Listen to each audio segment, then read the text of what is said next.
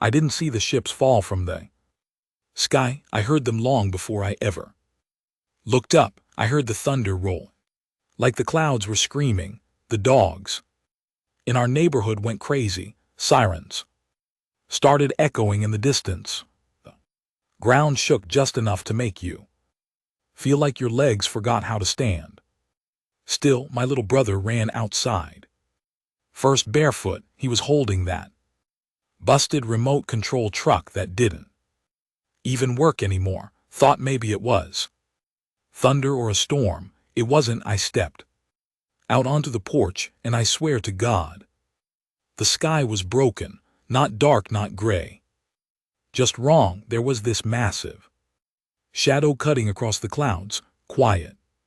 Now silent, so silent it hurt your ears. Then I saw it. The first one, long and jagged like a blade turned upside down, glowing dull red along its edges. It wasn't flying, it was hovering, like gravity didn't matter, just sitting there over our city like it owned the air. I didn't know it then, but that was the moment Earth died. My mom grabbed the both of us and screamed for the basement. We had one of those old storm shelters, concrete, moldy, smelled like dead mice and gasoline. Never thought we'd need it, never thought it would be our coffin. The first blast hit downtown. You ever seen glass fall like rain?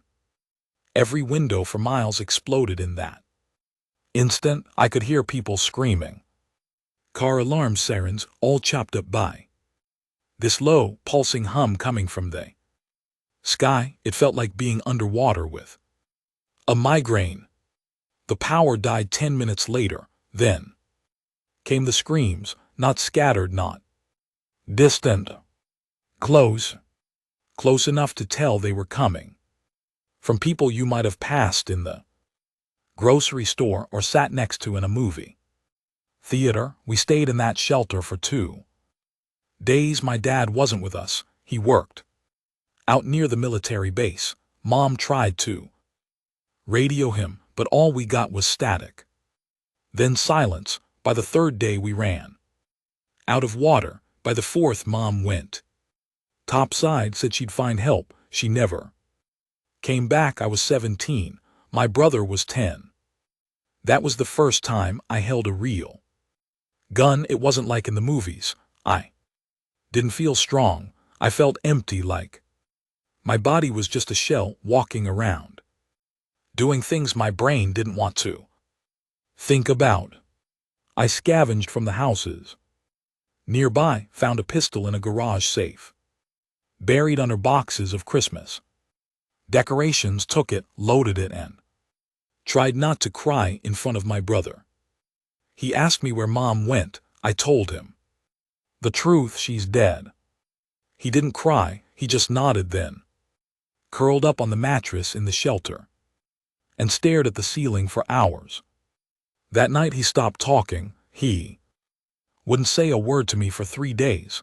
I thought he'd broken, but something snapped in both of us, not like a breakdown, no, more like a fire, a small, dark fire that said they don't get to walk away from this. That was the start of the resistance, not some global military operation or brilliant tactical genius. It started with 2 kids in a storm shelter, a stolen pistol, and too much grief to carry quietly.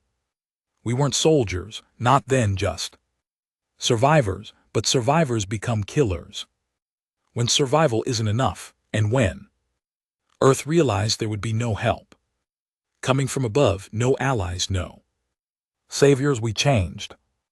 Humanity got mean, humanity got angry. And anger, that was something the Empire didn't plan for, because the thing about humans is we don't forget who made us bleed. We return the favor. We didn't bury my mom. There wasn't enough left to bury, just her necklace. I found it 3 days later when I finally worked up the nerve to search the neighborhood. She never took it off. Silver chain, Little glass charm filled with fake gold. Flakes, I remember buying it for her. With what little I saved up from mowing lawns. I found it in the middle of the road, blackened on one side and broken on the other. I held it in my hand and stood there for a long time. Cars were flipped, homes burned, a dog limped past me, bloody paw prints on the pavement. The world smelled like ash and iron and rot. I didn't cry, not really. I just stared at that necklace and said the words out loud, even though no one was around to hear them. You bastards killed her. It didn't matter if they understood English. Rage doesn't. Translation. I put that necklace in my coat pocket and made my way back to the shelter. My brother was sitting against the wall, hugging his knees, eyes blank. I gave him some old cans I'd found in a nearby garage. He didn't say anything. He hadn't said anything since the day I told him the truth. So I talked for both of us. I told him about the alien ship I saw burning on the horizon, told him about the people I ran into who were heading north following rumors of a resistance camp near the mountains. Said maybe we could go, maybe we could find more people like us. He just nodded like a machine. That night I couldn't sleep. I kept thinking about how the Empire came in so clean, surgical, like they had a plan, like this wasn't the first planet they'd crushed under their boots. But Earth wasn't like those other worlds. I don't say that out of pride. I say that because Earth was already cracked. We had 1,000 problems before they showed up. Poverty, war, greed, corruption, you name it. But that also meant we were already used to pain. And pain makes monsters out of men. The next morning we packed what we could carry and left. The city was a graveyard. Cars littered the streets, their doors open, their windows shattered, blood dried in long smears on the sidewalks. Fires still burned in some places, and those ships, those massive floating nightmares, they didn't leave. They just hovered, watching, waiting, like the reapers of a crop that wasn't done dying yet. I heard stories.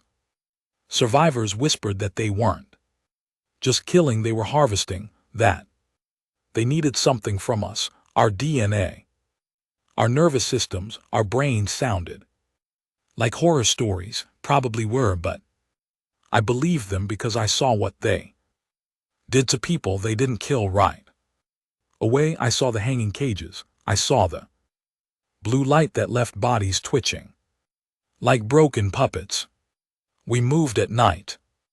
Always at night. My brother started talking again on the 5th day, just a little. He asked why us. I didn't have an answer. We finally found the resistance camp 2 weeks later. They weren't soldiers, not really. A few ex-Marines, a couple of farmers with hunting rifles, mechanics, nurses, civilians with hate in their blood, and nothing left to lose. They didn't trust us at first. 2 skinny teenagers with hollow eyes and no supplies could have been bait for a trap. But then I showed them what I brought, a small handheld console. I pulled off a dead Empire soldier. The thing glowed with pulsing veins of green like it was alive, and when they saw that, their eyes lit up. Turned out we weren't the only ones fighting. There were other camps, other cities, scattered, broken, but fighting. We had no leaders, no government. The internet was gone, satellites burned or jammed, but word still got around on foot, on bikes, sometimes in hacked shortwave radios. Earth wasn't submitting. We were sharpening our teeth. One night an older guy named Brennan handed me a rifle, said I had the look. I asked him what look. He said the look of a kid who lost 2 much to stay soft. That same night, they showed me how to shoot, real lessons, not YouTube tutorials or video game instincts, real recoil, real noise, real blood. When we went on our first raid, it was a recon squad, Empire infantry, tall things, wrapped in biometal and covered in flexible plates that hissed when they moved. No mouths, no eyes, just those glowing discs in their heads like halos. Worn inside the skull, we hit them in the trees, 5 of us crouched in mud, holding our breath. When Brennan gave the signal, we lit them up. My first bullet hit nothing, second one missed. 2, the third tore through one of their arms, and I swear the blood was silver. It steamed in the air like smoke. The thing turned toward me, raised a blade that folded out from its wrist, and ran straight for us. I froze, just locked up. Brennan tackled me out of the way and emptied his shotgun into its chest. The thing kept twitching after it fell, like it was trying to finish a thought. I watched him walk over and stomp on its head until it cracked. He looked at me and said, "Don't freeze next time. You freeze, people die." I nodded, heart slamming in my chest like a hammer. That night I didn't sleep, not because I was scared, because I wanted to do it again. Killing them didn't feel like war, it felt like justice. It felt good. Word spread that a fleet was forming in orbit, bigger than anything the Empire had deployed in centuries. A show of force. We'd cost them too much already. Earth, as they saw it, was a cancer they needed to burn out completely, but they didn't understand what Earth had become. They didn't understand what they'd created. They thought they were facing scattered rebels and frightened civilians. They were wrong. They were facing a new breed of human, born in fire, raised in ruin, hardened by loss. We didn't want peace. We wanted revenge. We started learning their tech. A guy named Ortiz, former drone engineer, cracked open the device I'd brought and figured out how to use it as a signal blocker. Suddenly their patrols couldn't coordinate. Their eyes in the sky started going blind. A girl named Lena modified scavenged rail guns to punch through their armor. Another guy, Rhodes, started reprogramming their drones to fight for us. We weren't just surviving anymore. We were evolving, and with every fight, we took something from them, a weapon, a tactic, a reason to hate harder. I kept my mom's necklace in my pocket every raid. When I killed, I thought about her.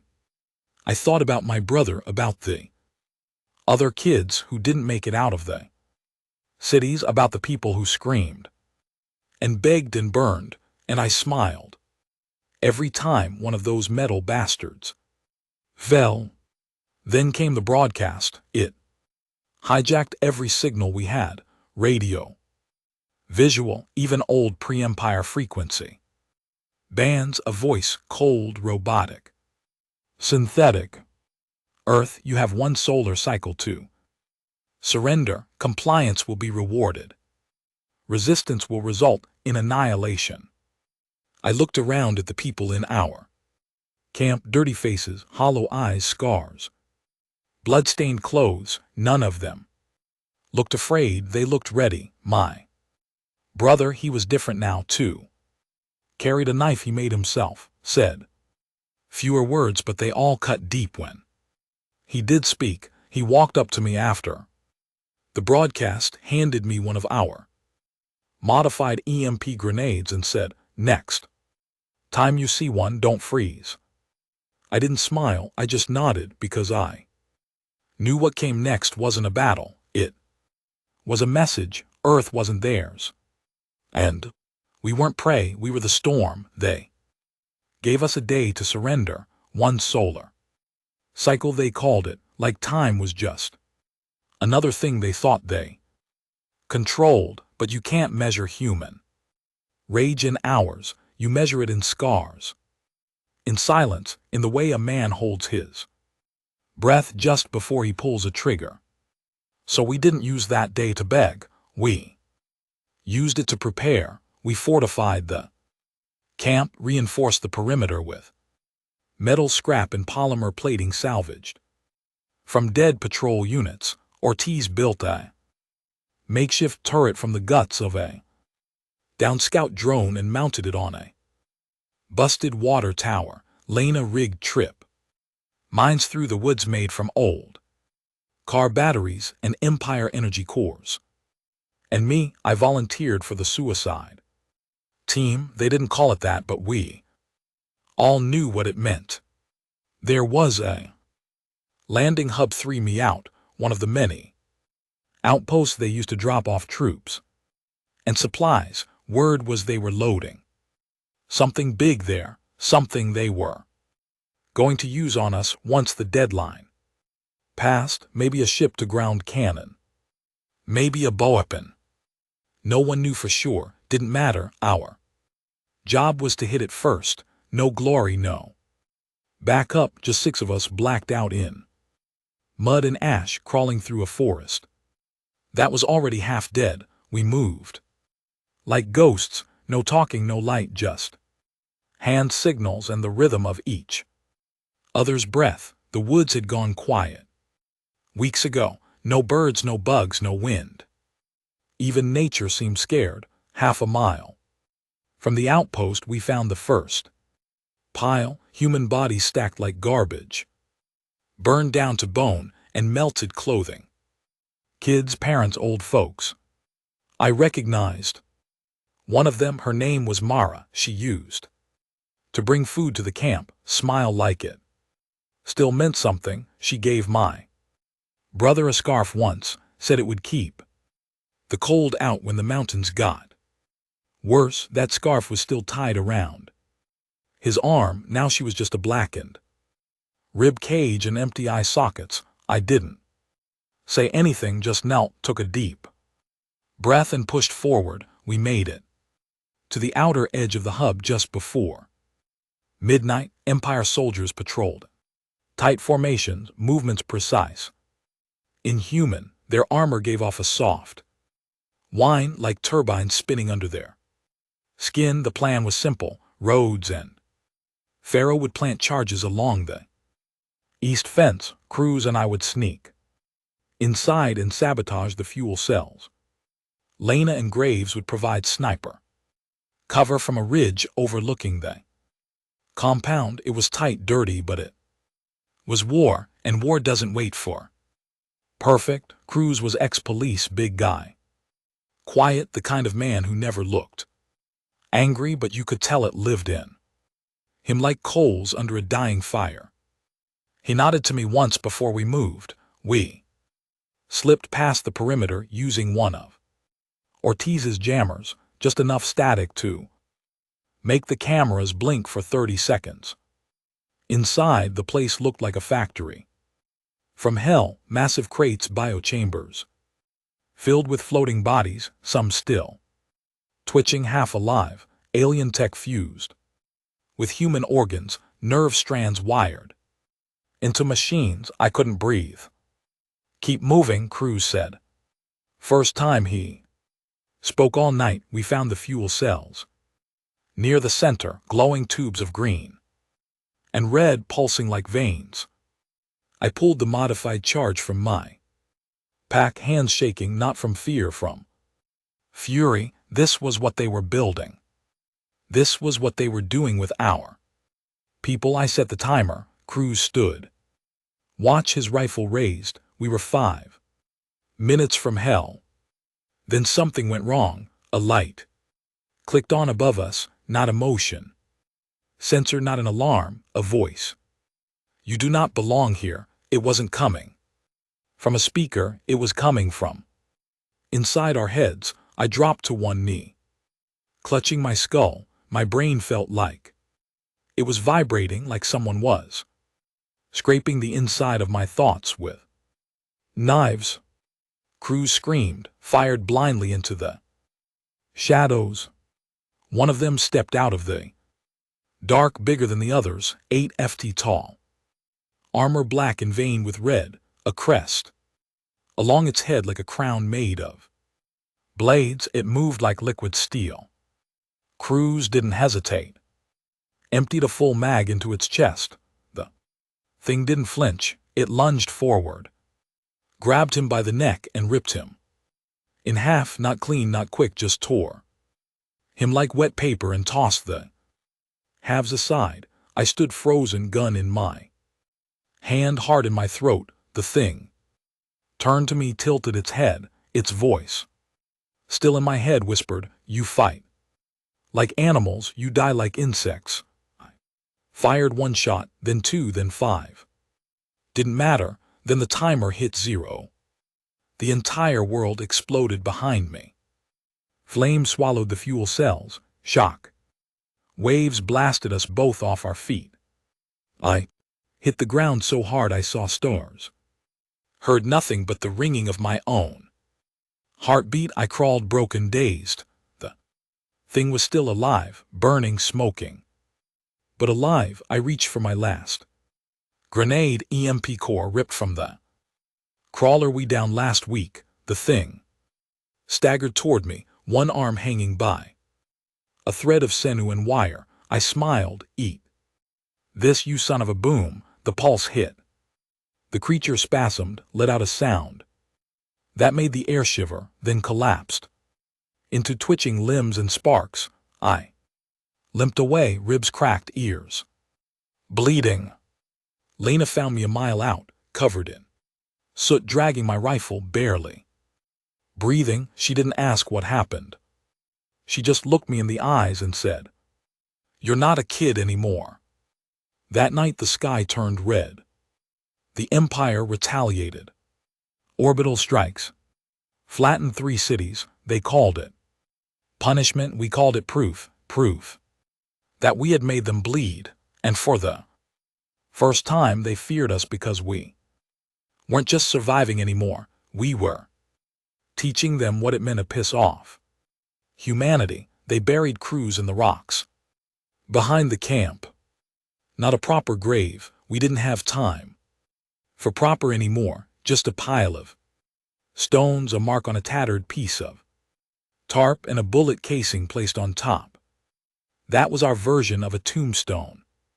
Now, Lena said a few words, short, cold. He fought, he didn't run, that was it. No one cried, no one bowed their heads. We didn't have tears left for the dead. After the raid on the hub, the resistance changed. Something inside all of us cracked. The enemy was no longer some faceless swarm in the sky. Now we'd seen their labs, their work there.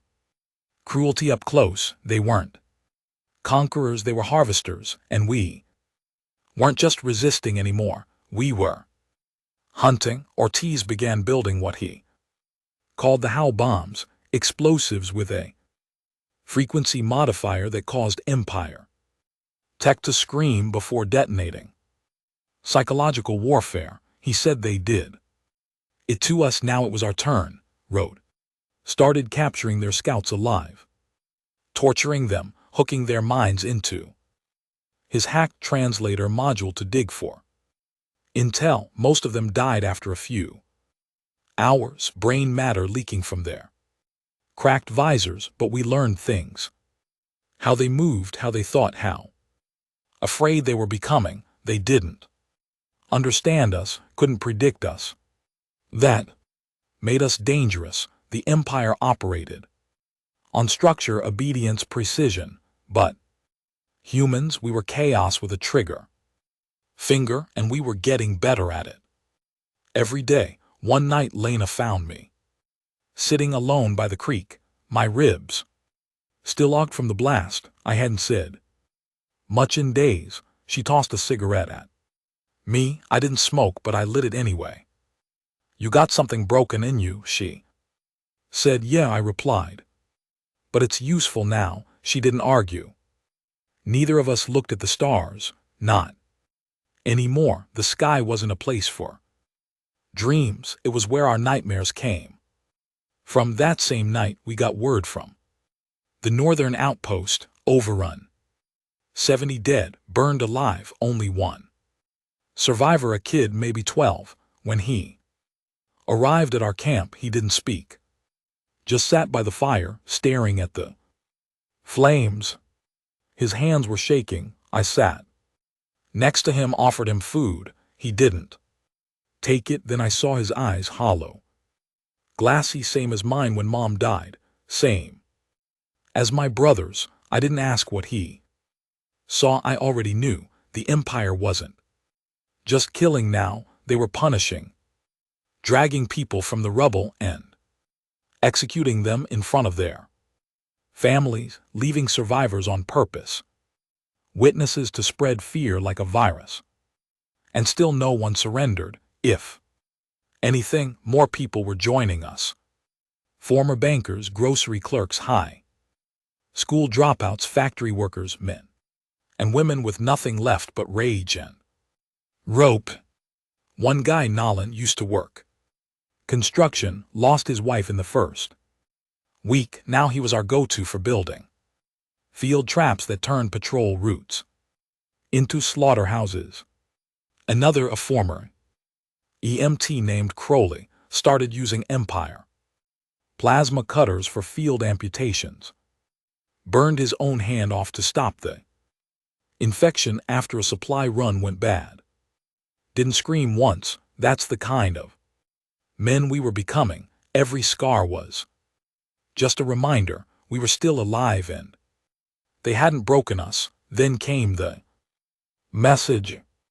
Not from the Empire, from us. Ortiz figured out how to hijack one of their satellites, only for a few minutes, but it was enough. We broadcast across every Empire frequency, every helmet, every HUD, every screen. The image was simple.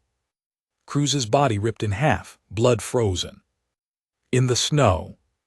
Then my voice, you think you're gods, but you bleed like us, and we will make you bleed. We ended it with a live feed of us executing one of their officers, unmasked, screaming. The knife cut slow, and Ortiz made sure the audio spiked in their earpieces. Was it ugly? Hell yes, but war doesn't give points for mercy, and we were past mercy. Now, the next week, something changed. We started seeing less patrols, less drones, less movement in the skies. They were regrouping or planning something worse. That's when Rhodes came to me. We have a shot, he said. At what? There. Relay station, North Ridge. It's how they coordinate strikes in this whole quadrant. Let's hit it. He shook his head. It's suicide. Guarded, shielded. Underground. Then why tell me? He looked at me long, real slow. Because you're the only one mean enough to pull it off. I didn't argue, didn't even blink. That's what I'd become now, the weapon they send when death isn't fast enough. We moved under cover of a storm, wind howling like wolves, snow cutting across our faces like blades. Just me, Lena, and two others, Reed and Harlan. Good men, dead eyes, steady hands. We reached the ridge by dawn. Station was built into the mountain like a tumor, black steel, no windows, just blinking lights and that low hum you could feel in your teeth. We went in through the maintenance shaft, narrow crawl, metal freezing against our clothes, pipes dripping, something foul smelling and thick. Inside it was worse. Empire corridors were like nightmares given form, clean, sterile, but pulsing with life. The walls moved, breathing like the station wasn't built, it was grown. We split up. Me and Lena took the core, the others set charges in the access tunnels. We didn't talk much, just moved fast and quiet. The core chamber looked like a heart, giant tubes pulsing, screens flashing with symbols we'd never understand. Empire officers, moving in strange jittery ways like insects wearing armor. We waited. Watch then struck. I shot the first. One in the head. The second turned and screamed, one of those high-pitched screeches that made your stomach flip. Lena gunned it down before it finished. We moved fast, real fast, planted the device Ortiz gave us on the relay. Junction red light blinked, 30 conned. Timer, then we heard the shriek, not from the officers, from something worse. The same kind of creature I saw at the hub, another elite twice as tall as me. Armor humming, eyes like molten glass. It dropped from the ceiling. Lena screamed, fired, the thing vanished. Midair, cloaked, reappeared behind her.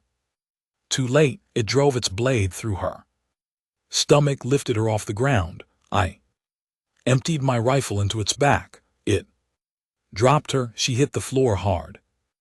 Blood everywhere. I screamed, ran at it. Pulled my knife, didn't care. We fought like animals. It cut me deep across the face. I stabbed it in the leg. It grabbed my throat, slammed me into the wall. Pain shot down my spine, but I didn't stop. I reached down, pulled the detonator from Lena's belt. The elite roared, charged. I hit the button, boom. The whole mountain shook. Fire swallowed the corridor. The last thing I saw was the creature burning, and Lena's hand reaching for mine. I woke up 3 days later in the ruins of the station, buried in rubble, half deaf, covered in blood that wasn't all mine. Rhodes found me, dragged me out with help from Nolan and Crowley. Lena didn't make it. Another stone, another tarp marker, another bullet casing. I didn't cry, just sat in the snow holding what was left of her dog tags, and I whispered, "We're not done." Because the war wasn't over, and neither was my rage.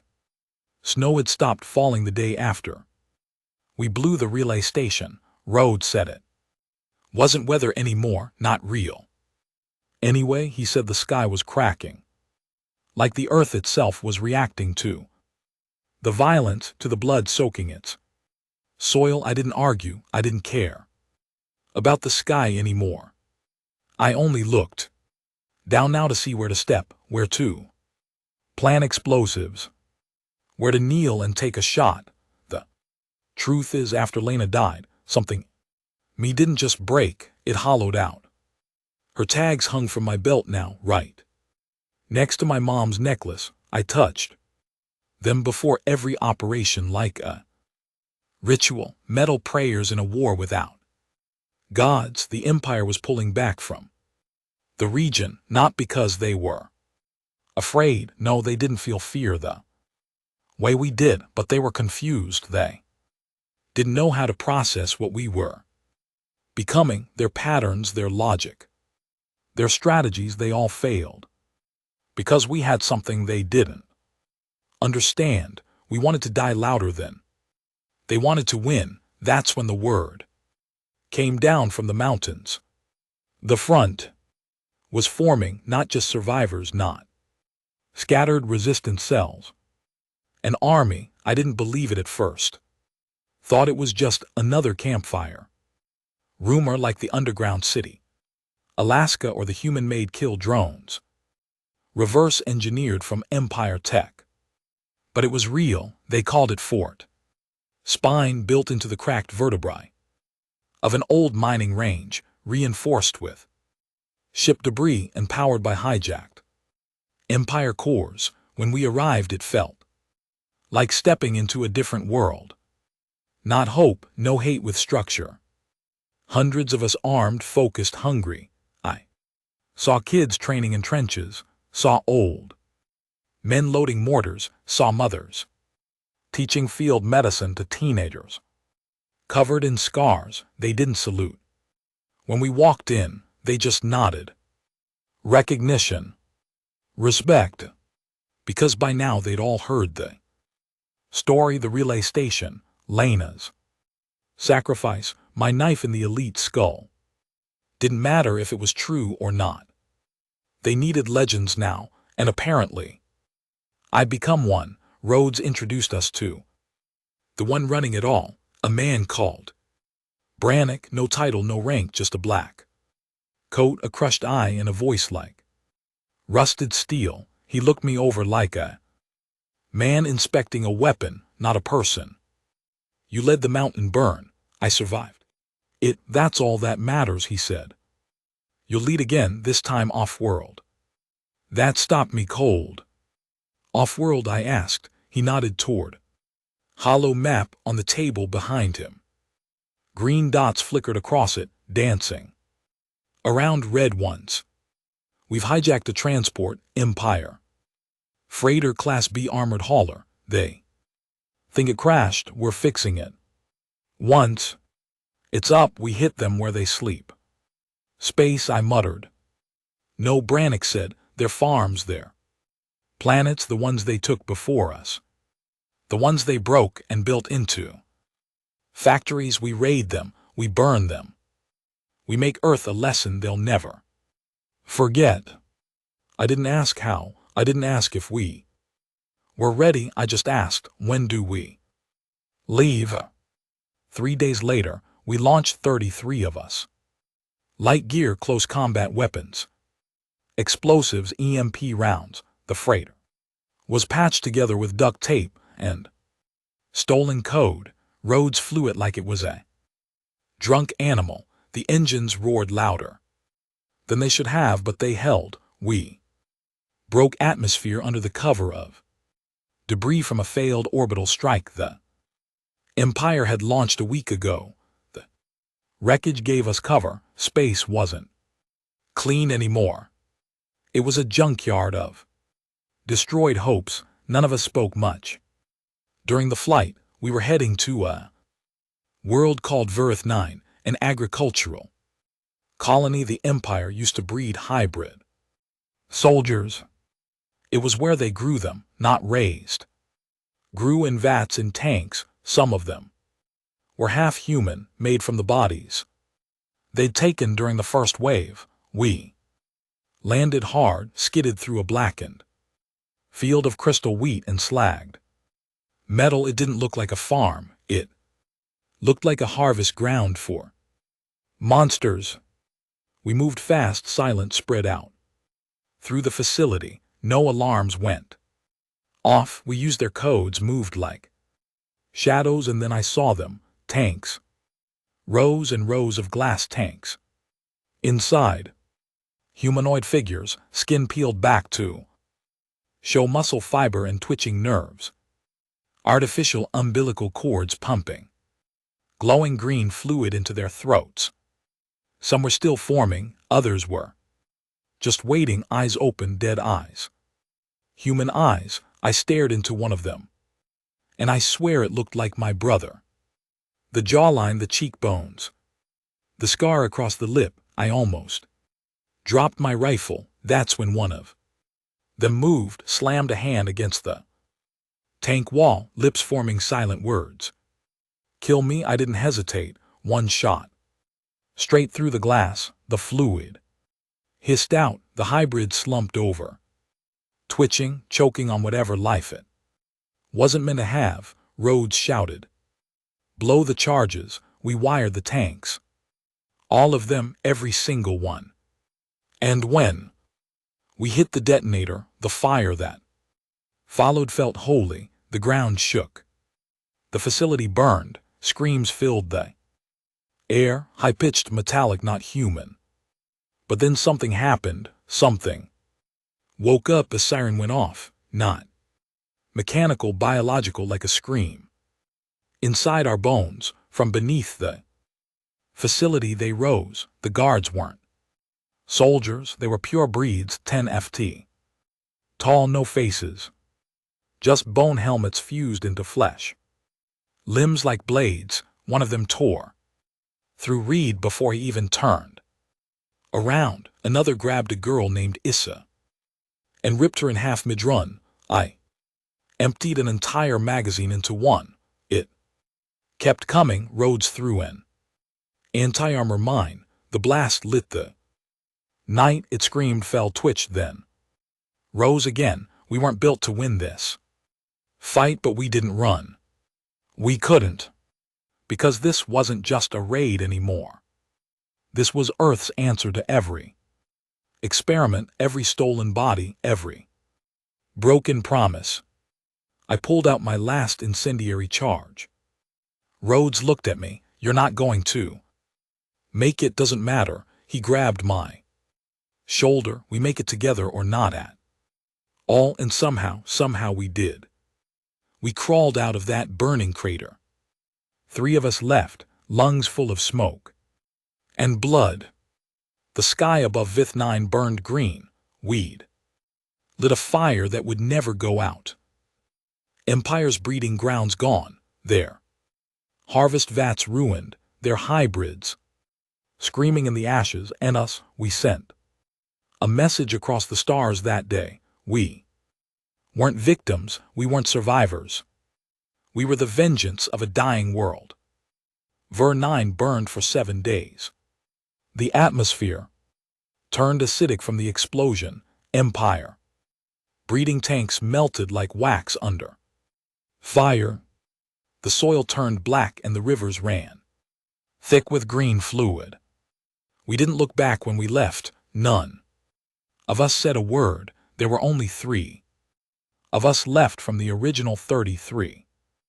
Me, Rhodes, and a woman named Kesh. She didn't speak much, not even after losing her whole fire team inside the VATS. She just sat in the freighter cleaning her blade like it was a religion. I respected it. I understood it. We didn't cry over the dead anymore. We carved their names into steel plates, bolted them to the inside of the ship, and kept flying. That was our version of mourning. When we re-entered Earth's orbit, we didn't expect a welcome, but what we saw, we weren't ready for it. The sky was on fire. The Empire had responded, not with tactics, not with patrols, with extermination. Orbital cannons had turned cities to molten craters, artificial meteors slammed into coastlines, gas clouds poisoned the Midwest, Europe gone dark, Africa cut off. We didn't even know if Asia still had power. Roads pulled up live feeds from what little satellite coverage we had left, bodies everywhere. Civilians stacked like cordwood, forests burning, oceans boiling. The Empire wasn't just punishing us, they were sending a message. You took one of our worlds, we'll take your entire species. We touched down near Fort Spine, or what was left of it, a crater. The mountains had collapsed in on themselves. Bunker was crushed, the walls melted. Smoke rose like funeral PS into a sky that wasn't even blue anymore. It was the color of grief. But not everyone was dead. Pockets of resistance had retreated underground. We found survivors living in tunnels, blind, shaking, starving. One of them was my brother. I didn't recognize him at first. He was taller, now thinner. His eyes were darker than I remembered, not just in color but in weight, like he'd seen things that stripped the last pieces of childhood from him. He didn't hug me. He didn't cry. He just handed me a piece of cloth, part of a banner that used to hang in Fort Spine's hall. It had a single word burned into it: vengeance. That night, in a collapsed tunnel lit by flickering oil lamps, we had our first council. Rhodes, Kesh, myself, Bran, who had survived by crawling under a wrecked troop transport and breathing through a torn hose, and my brother, now just called Cade. No one cared about rank anymore, only about resolve. We knew something now, something terrifying, something powerful. We could hurt them, but the cost was rising. We were losing not just lives, we were losing our humanity, and yet no one flinched. Cade said at first, we can't just survive anymore, we have to become something they fear. Rhodes nodded, we need monsters of our own. And that's when it started. The project Ortiz had been working on it before he died, a way to weaponize captured Empire biotech, infuse it with human DNA. Not hybrids, carriers.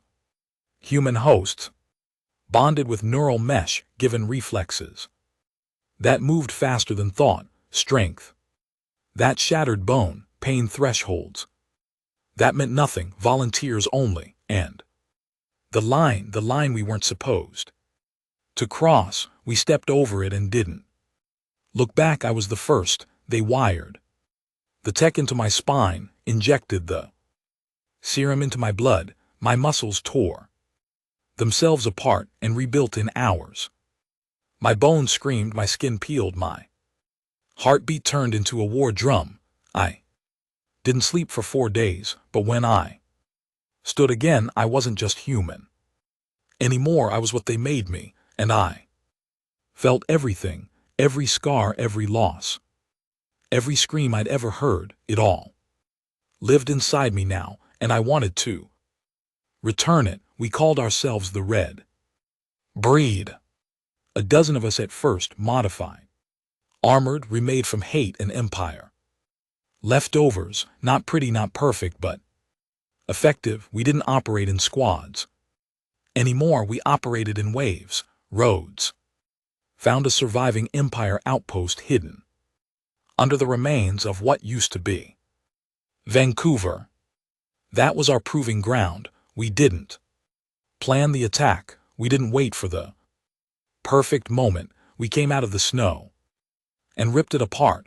Red didn't shoot from cover. We ran straight into the fire. Bullets didn't stop us. Blades only made us faster. They screamed when they saw us. One of the officers tried to beg in broken English, held up a hand, said mercy. I shoved a rebar spike through his mouth and whispered, we lost that word. By the time the outpost burned, only one of us was dead, their side gone. We broadcasted again, not for morale, for fear. We hacked their relay channel, sent every soldier, every commander, every ship captain one short video, close-up of my face, scarred, unblinking, covered in soot and blood, and I said, only one sentence, you came to conquer us, now we're coming to break you. That's when they finally reacted, not with weapons, not with ships, but with a message, a real one, translated precise, almost polite. We recognize your species as a Class 6 threat. Your eradication is now prioritized above treaty enforcement and interstellar regulation. You will not be conquered, you will be cleansed. And that was the closest thing to fear we'd ever heard in their voice. Because they weren't talking to civilians anymore. They were talking to us, the nightmares they created and now couldn't control. That night Cade sat next to me in the ruins of Fort Spine, staring out over the wasteland that used to be our home. He didn't say much, but before we slept he asked me one question.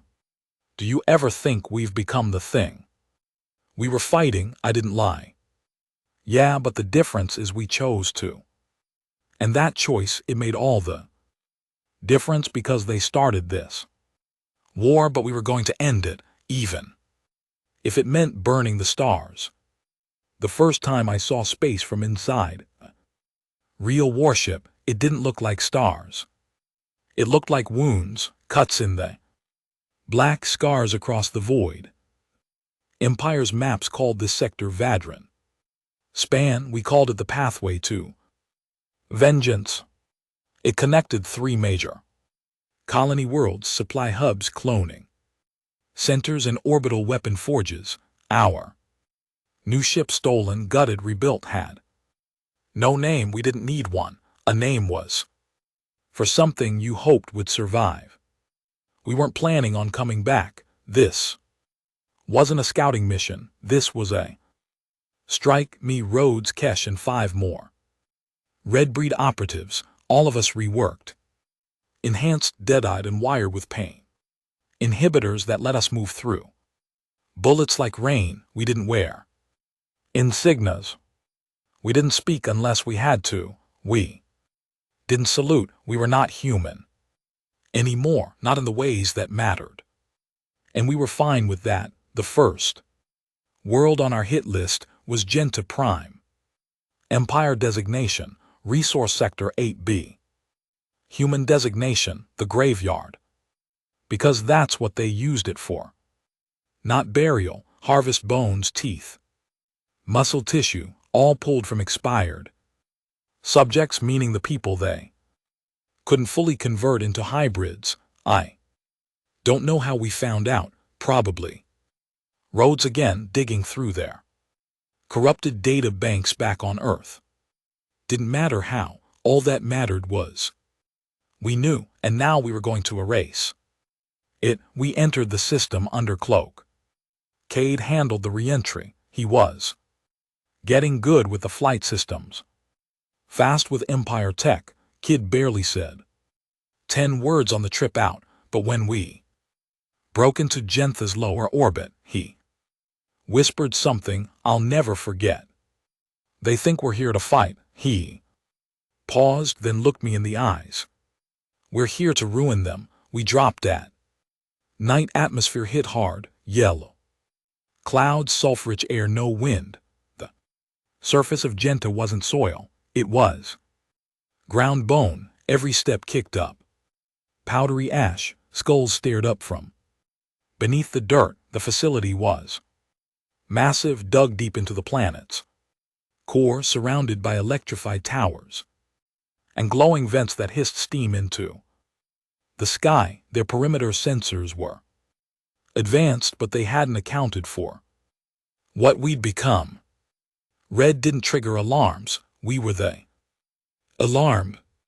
Kesh took the east wall. Rhodes handled the supply bay. I went in through the incineration shaft, the one they used to discard failed harvest. The stench was unbearable. I pushed through it like it was just another memory. Inside the main chamber, the tanks were stacked in rows, not filled with bodies, not this time. Just parts, eyes, arms, spines, guts, and jars, all cataloged, all organized, all still twitching, still alive in some grotesque biological limbo. Nerve endings exposed, some blinking, some shivering. I didn't throw up. I didn't freeze. I just started planting charges. But I didn't set the timer, not yet. Because I wanted them to see. We captured 2 officers during the breach. High rankers, bone-helmed. One of them had a voice module that let him speak in broken English. We didn't torture them. We didn't need to. We dragged them to the central chamber, chained them in front of the tanks, turned on the lights, let them see what their empire had become. I crouched next to the one who could speak and said, real quiet, you call Savage? He didn't answer. I stood up, flipped the detonator in my hand. You have no idea what Savage looks like. I hit the switch. Fire swallowed the chamber. Flesh cooked. Glass exploded. Alarms blared across the planet. We left the officers alive for a few seconds, long enough for them to hear the screams of their own people inside the walls. Then Kesh put a spike through both their heads. We didn't run, we broadcast.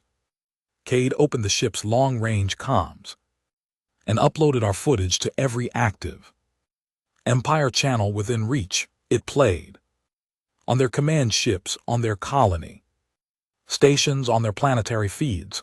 We didn't just show the facility, we showed the faces, the remains, the parts, the flame. And then we ended the broadcast with a Message burned into the screen with human blood. You started this, we'll finish it. The Empire responded fast. 3 hours later, we were under assault. 3 destroyer-class warships dropped. From hyperspace like thunder, they didn't ask questions, didn't send warnings, they glassed the surface of Genta Prime, wiped out their own facility, their own people trying to erase the evidence. We barely got out alive. Cade rerouted power to the secondary drives, and we blasted off the surface seconds before the entire region turned into molten rock. But the message had already gone out, and what followed, that's when the cracks began to show, not in us, in them. We started picking up intercepted transmissions, Empire commanders arguing, some blaming each other for the loss, some questioning protocol. They weren't unified anymore, and why would they be? They'd spent 1,000 years stomping out small rebellions, mining planets, enforcing order with sterile precision. But this wasn't rebellion, this was contagion. The human rage was spreading across old colonies, abandoned fringe worlds, even within the slave species. Under Empire control, you could hear it in their voices, in the way they deployed ships, slower, hesitant, like they were starting to doubt their own dominance. The red breed had become something more than a weapon. We were a symbol. We weren't fighting to survive anymore. We were fighting to infect the galaxy with revenge. 2 weeks later, we hit another world. Not a facility this time, a council planet, small, clean, where their bureaucrats lived, where they sent their diplomats and record keepers, the ones who sat in high towers and made laws. While their machines did the killing, we burned it, not because it was tactical, because it was theater. We crashed the ship through their main dome, walked through the streets while civilians screamed. Did we kill them all? No, we left a few on purpose so they could watch their peace turn to fire, so they could spread the story to the others. This wasn't war anymore. This was something older, blood for blood. And still, I felt it eating away at me. Every night after the missions, after the smoke cleared, I'd sit alone in whatever wreck we were hiding in, and I'd ask myself if there was anything left of the man who buried his mother's necklace in a jacket pocket. But every time I asked, I came up empty, because there's no coming back from what we'd become. And deep down, I didn't want to. Rhodes was the first to say it out loud. They're going to crack. We were sitting in an old Empire cargo freighter turned into a field base. Kesh was sharpening her blade, silent as ever. Cade stood by the viewport, staring out into a field of debris, orbiting a dead moon. What do you mean? I asked. They can't hold it together, not forever. They've never faced a species like us. We don't break. We rage. He paused, and that rage, it's spreading. And he was right. We started receiving signals from across the sector, human prisoners revolting, mines, enslaved species turning on their handlers, Empire ships going dark, missing, ambushed. The Empire's so-called peace, the one they'd held for 1,000 years, it wasn't just breaking, it was shattering, and all because of us, because of Earth, because we didn't just fight back, we made war personal. We thought they'd fight harder, that after we burned Genta Prime and torched their council planet, the Empire would unleash something biblical. Maybe a world killer, maybe a second invasion wave. We braced for it. We loaded every rail gun, rewired every mine, reinforced every stolen hull. But the fire never came. Instead, the empire went quiet. Not silent, not gone, just fractured like a machine seizing up. Mid-cycle, their patrol routes became irregular. Their fleet split up into smaller clusters, their transmissions fragmented, confused, commanders arguing in coded dialects that weren't even supposed to be heard by outsiders. We were watching a 1,000-year regime choke on its own blood. Cade said it best: they were never built for this kind of war. They're used to obedience, not rage. He wasn't wrong. We picked up intel that one of their internal planets, Virex 4, an old cloning and research hub, had gone dark, not from us, from the inside. A worker revolt, slave species had turned on the handlers, locked down the entire surface, and killed 3 Regent-class commanders. We didn't even lift a finger. This wasn't just our war anymore, it was becoming theirs too.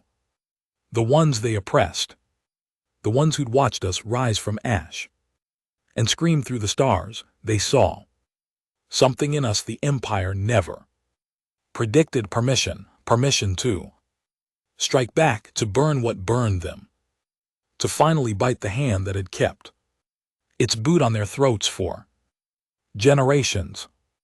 And in their rage, they started to copy us. The first time we intercepted footage of an alien uprising, I watched it alone, hacked into one of the Empire's remaining scout relays. Rhodes had managed to crack the encryption using part of the relay chip we tore from a field officer's brain. The footage was shaky, grainy, but clear enough. A group of insected workers, species designation Gel, storming an administration center.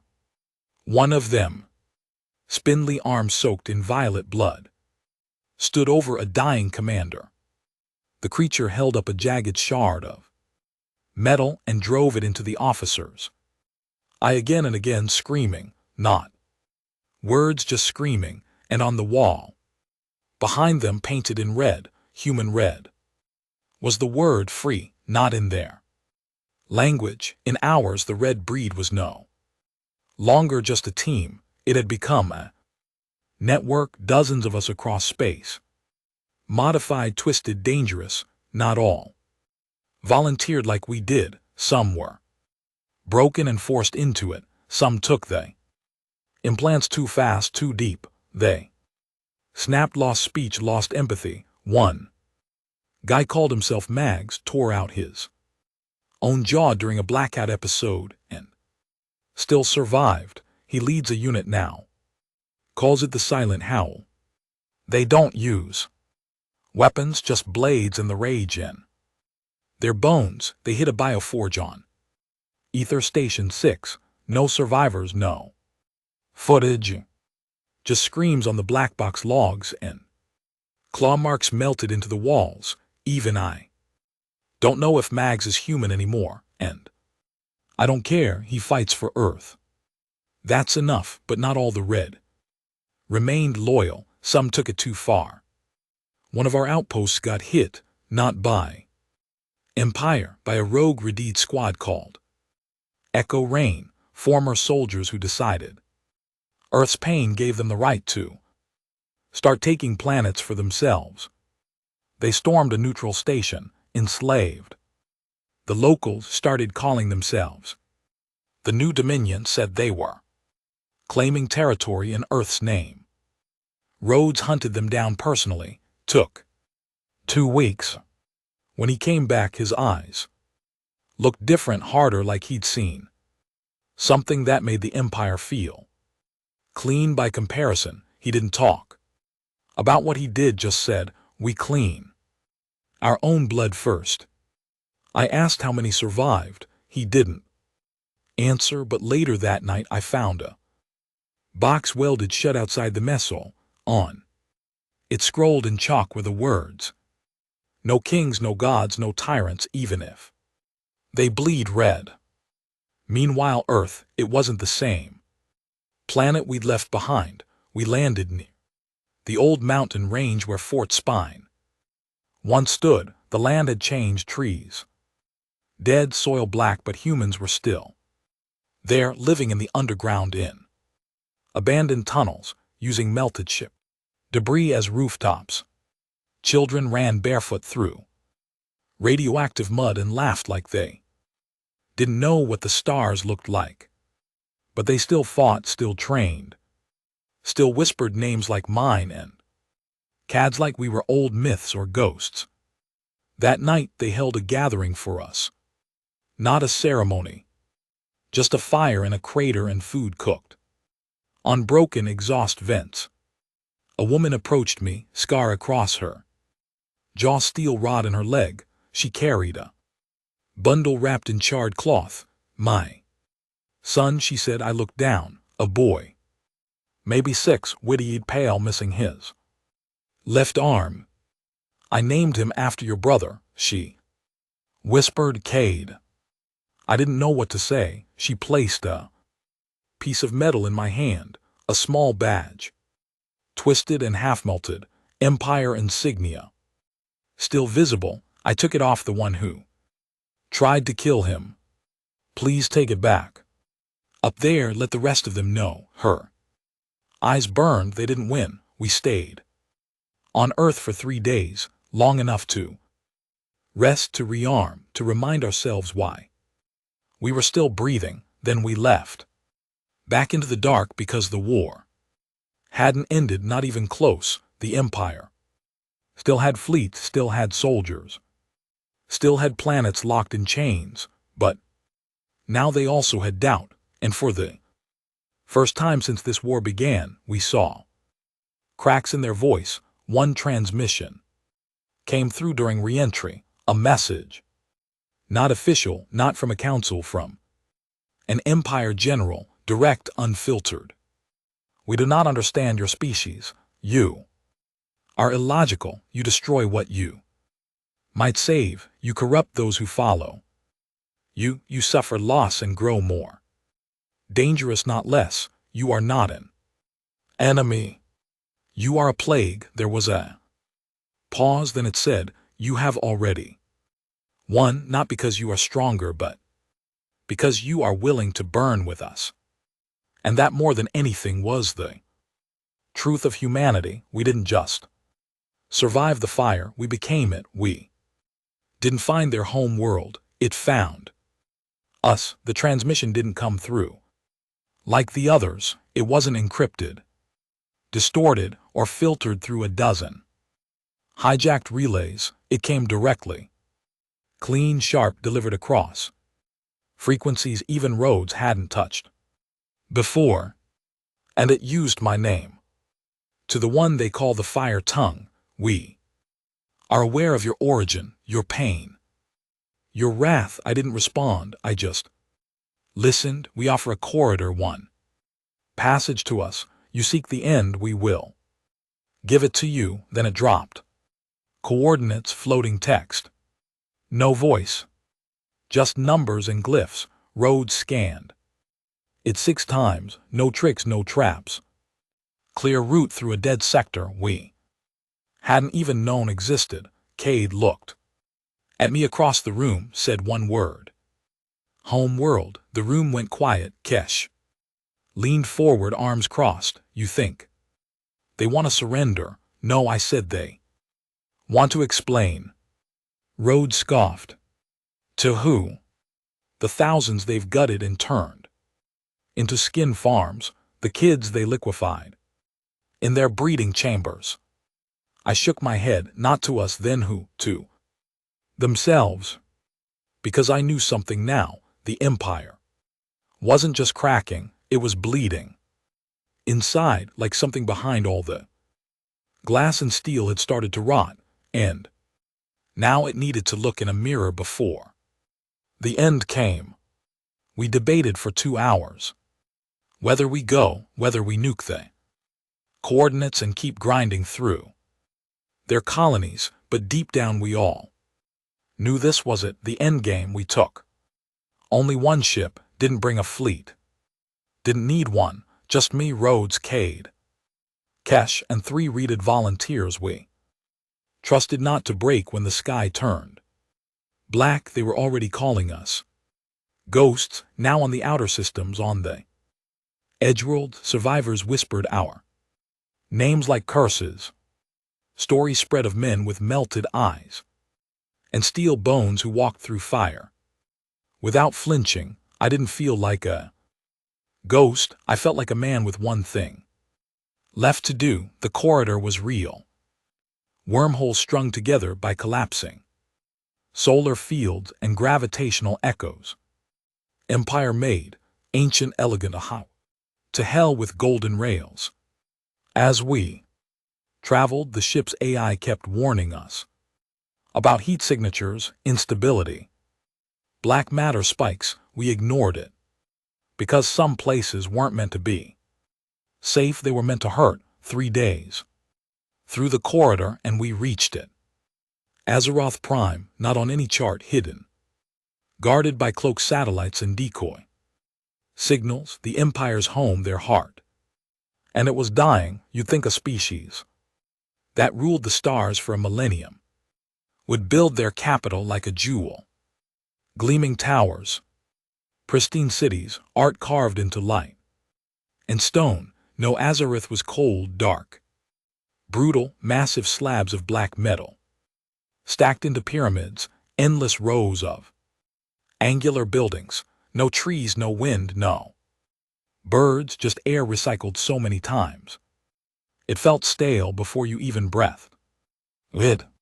We landed on a platform wide enough to dock a dozen destroyers. No soldiers, no weapons pointed at us, just a lone figure waiting, not armored, not holding a weapon, just standing. It looked old, not frail, not weak, just tired. A crown of bone wrapped around its skull.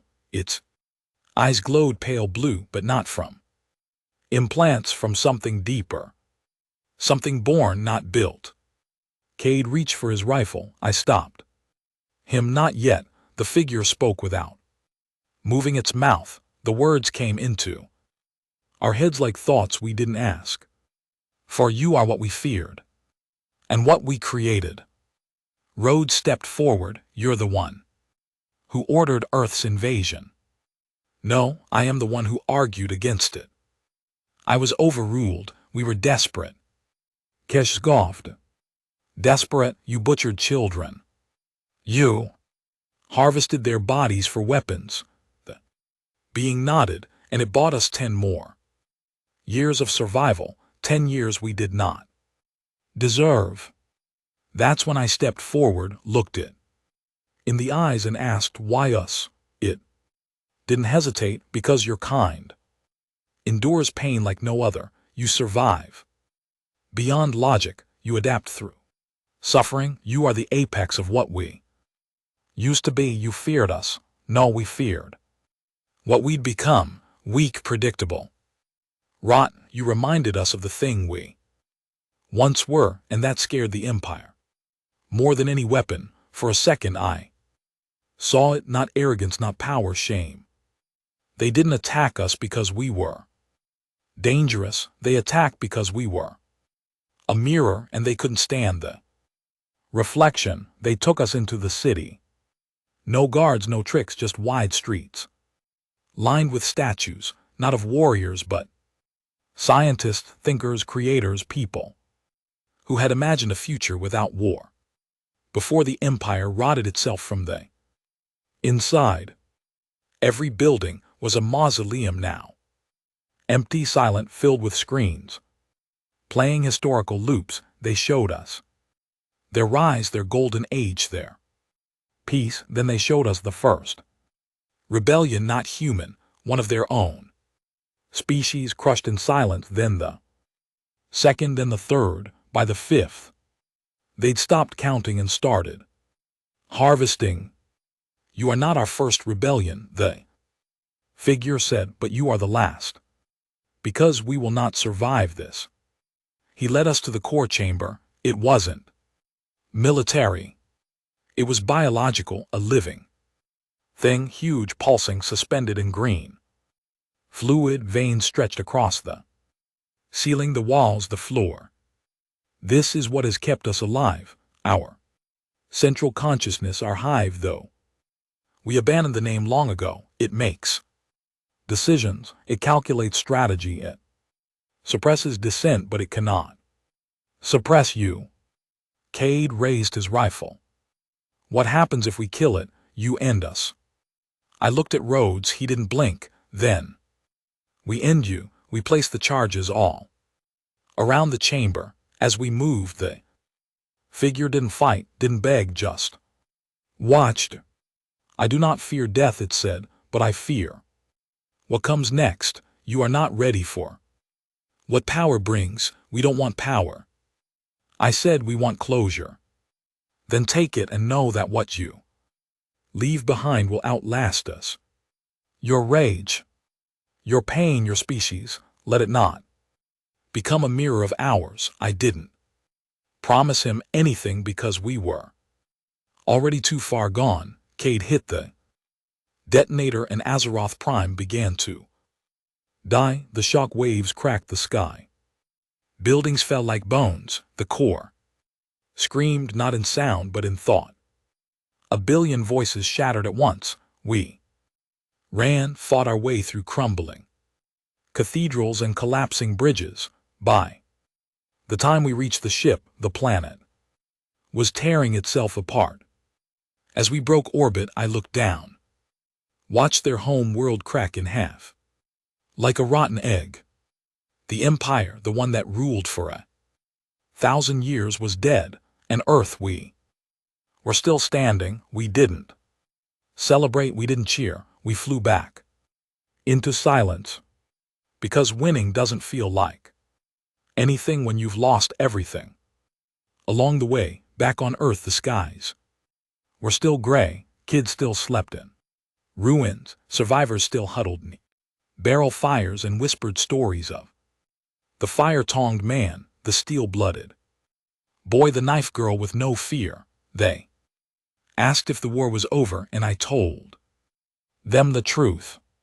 No, but they are, because peace doesn't come after war like a sunrise. It comes like a funeral, quiet, slow, and cold. We returned to silence, not peace, not relief, just silence. When the Empire fell, there was no grand announcement, no trumpet through the void, just a dead sky where their ships used to be, and a silence so loud it made your teeth hurt. Back on Earth, no one knew what to do. Some thought it was a trick that they'd return. Others kept fighting shadows in the woods, shooting at drones that weren't there. The rest, they just sat, staring at burned-out buildings and listening to radios that had nothing left to say. The Red Breed didn't disband. We just stopped moving. After Azeroth Prime broke apart, we didn't talk about it. We didn't talk about anything. I'd stare out the window of the broken freighter and think about how quiet space had become. No patrols, no scanners, no transmissions bleeding through the static. We had silenced a 1,000-year machine, and now we were alone with ourselves. I walked through the bones of Fort Spine. That first night back, the crater was still there, full of ash, rust, and bits of melted metal that used to be weapons. A boy followed me. Couldn't have been older than 10. He didn't say anything, just stayed close, watching my boots crush the debris. I finally turned to him. You lose someone here, he nodded. Who? He shrugged. Everyone. That hit harder than any round I ever took. I crouched, pulled the old necklace from my coat, the one I'd been carrying since the day my mom disappeared. The chain was rusted, the charm was cracked, but it still caught the light, just enough to look like hope. I held it out. The kid stared at it like I was handing him something dangerous. What's it do? He asked. Nothing, I said, but it's been through hell and it's still here. He took it with both hands, cradled it, like it was something holy, and walked away without saying a word.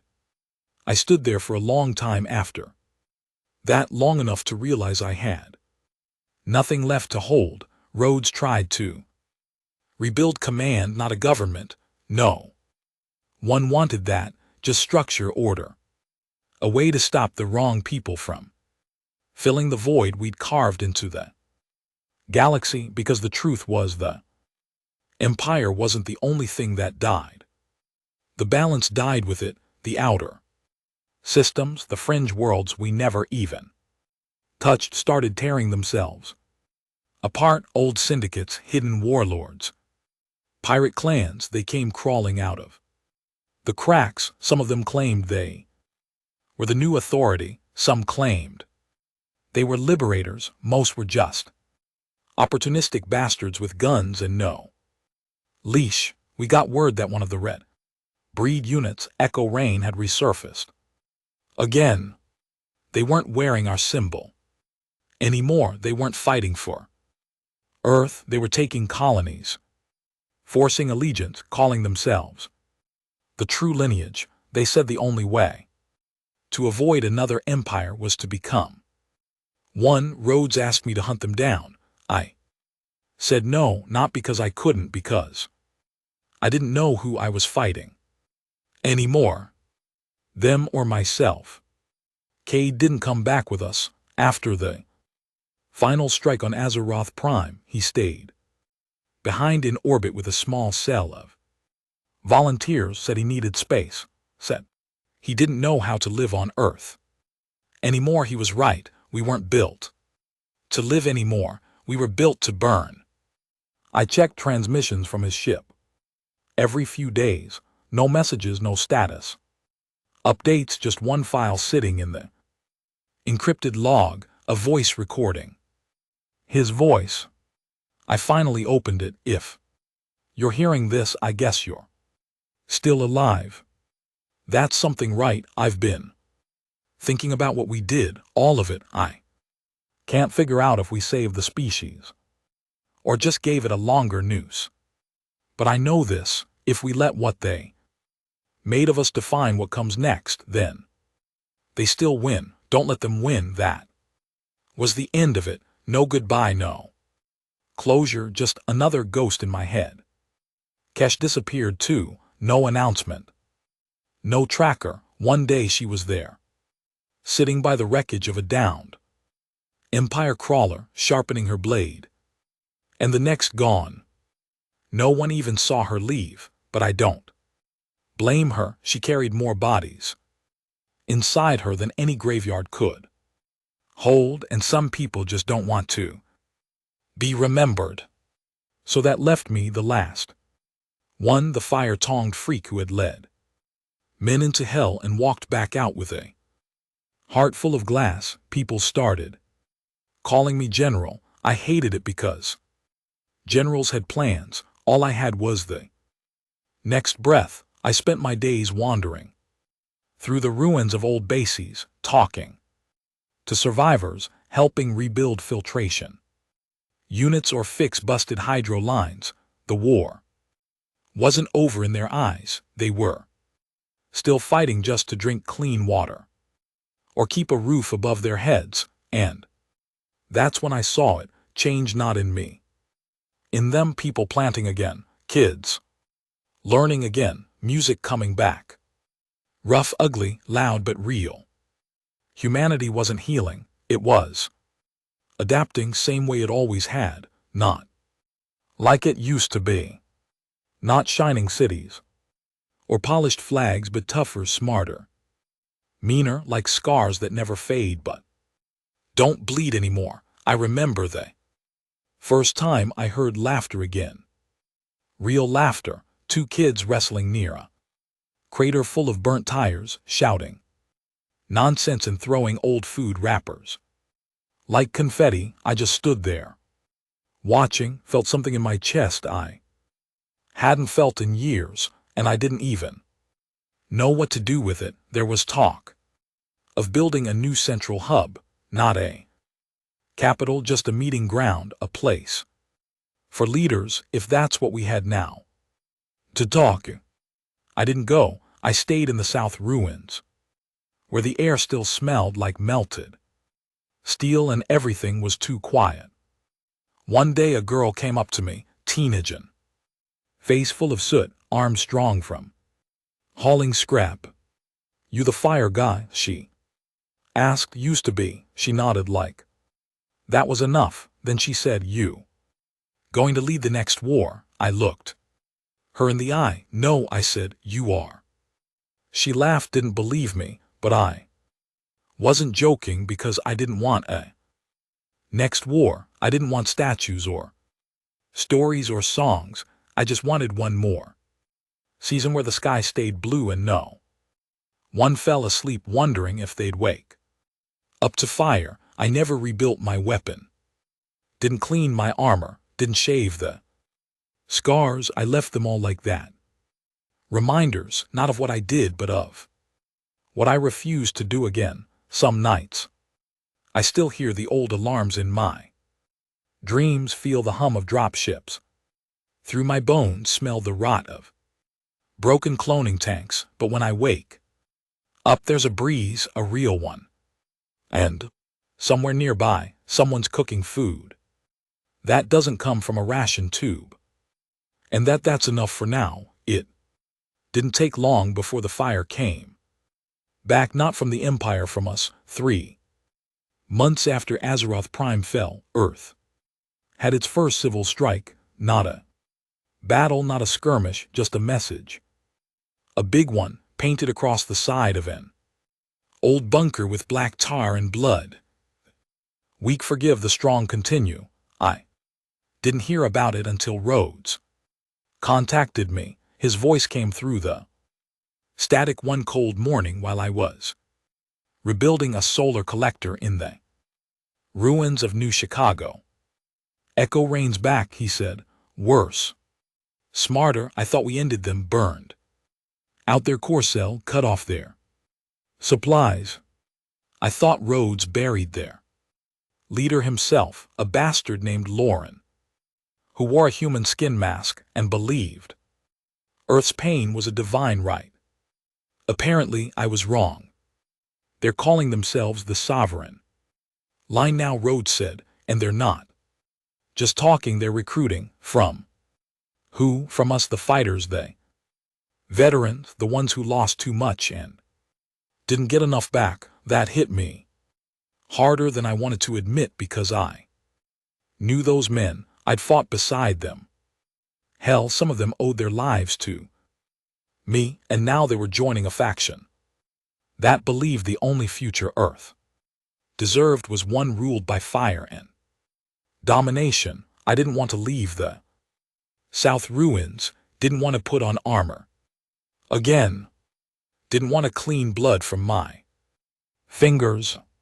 But I also knew one truth, and it burned like poison in my gut. If we don't fight the monsters we made, no one else will.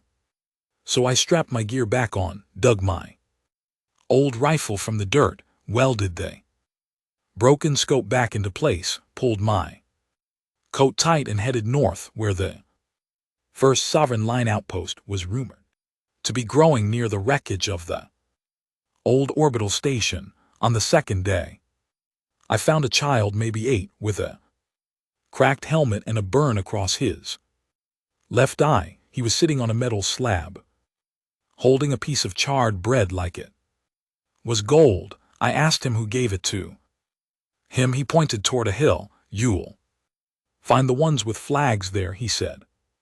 They say the world's still broken and that you're the reason it can't heal. That night I reached the ridge. He was right. Dozens of them in old gear, some wearing torn red breed armor, others wrapped in empire plating, pieced together like scavengers. Their banner wasn't fancy, just a black cloth with a red stripe through the middle, vertical, like a blade. I watched from the trees, listened. A man stood in the center of the camp, tall with a voice that carried like a Preachers is not yelling calm. Measured, every word hit like a nail. We were made in fire, he said. We fought gods and broke them, and now what do they ask of us? Peace, forgiveness too. Share food with the same people who hid in basement while we bled on the stars. The crowd didn't cheer, they nodded. Slow, like every word had weight. We are the rightful heirs of Earth's pain, and we will not trade our rage for silence. I stepped out of the trees and walked into the camp. No helmet, no mask, just me. Their rifles rose fast, but so did their hesitation, because they knew who I was. Some had bled beside me on Verith 9. Others had trained under me in the mountains during the black winter. A few had watched me break open the gates of the breeding chambers with nothing but a blade and a scream.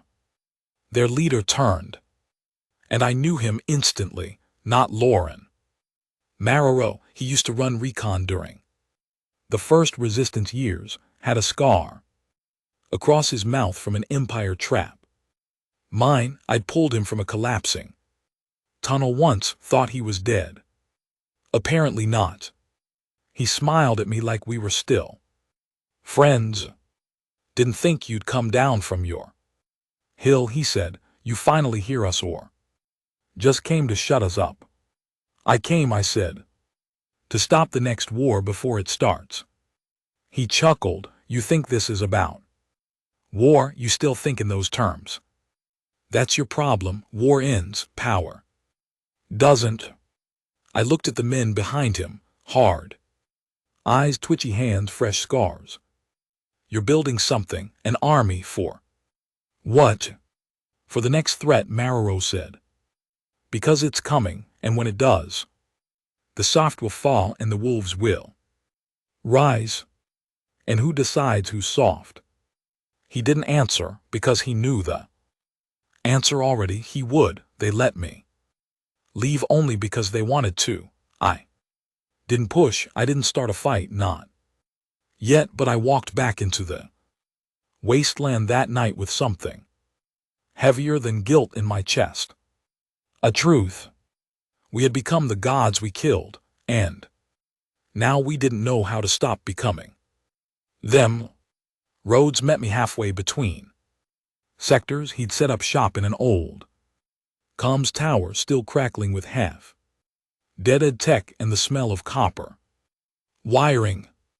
How bad? He asked. Bad, I said, and getting worse. He showed me a map, pins, movement, 3 more outposts, all sovereign line, all gathering speed.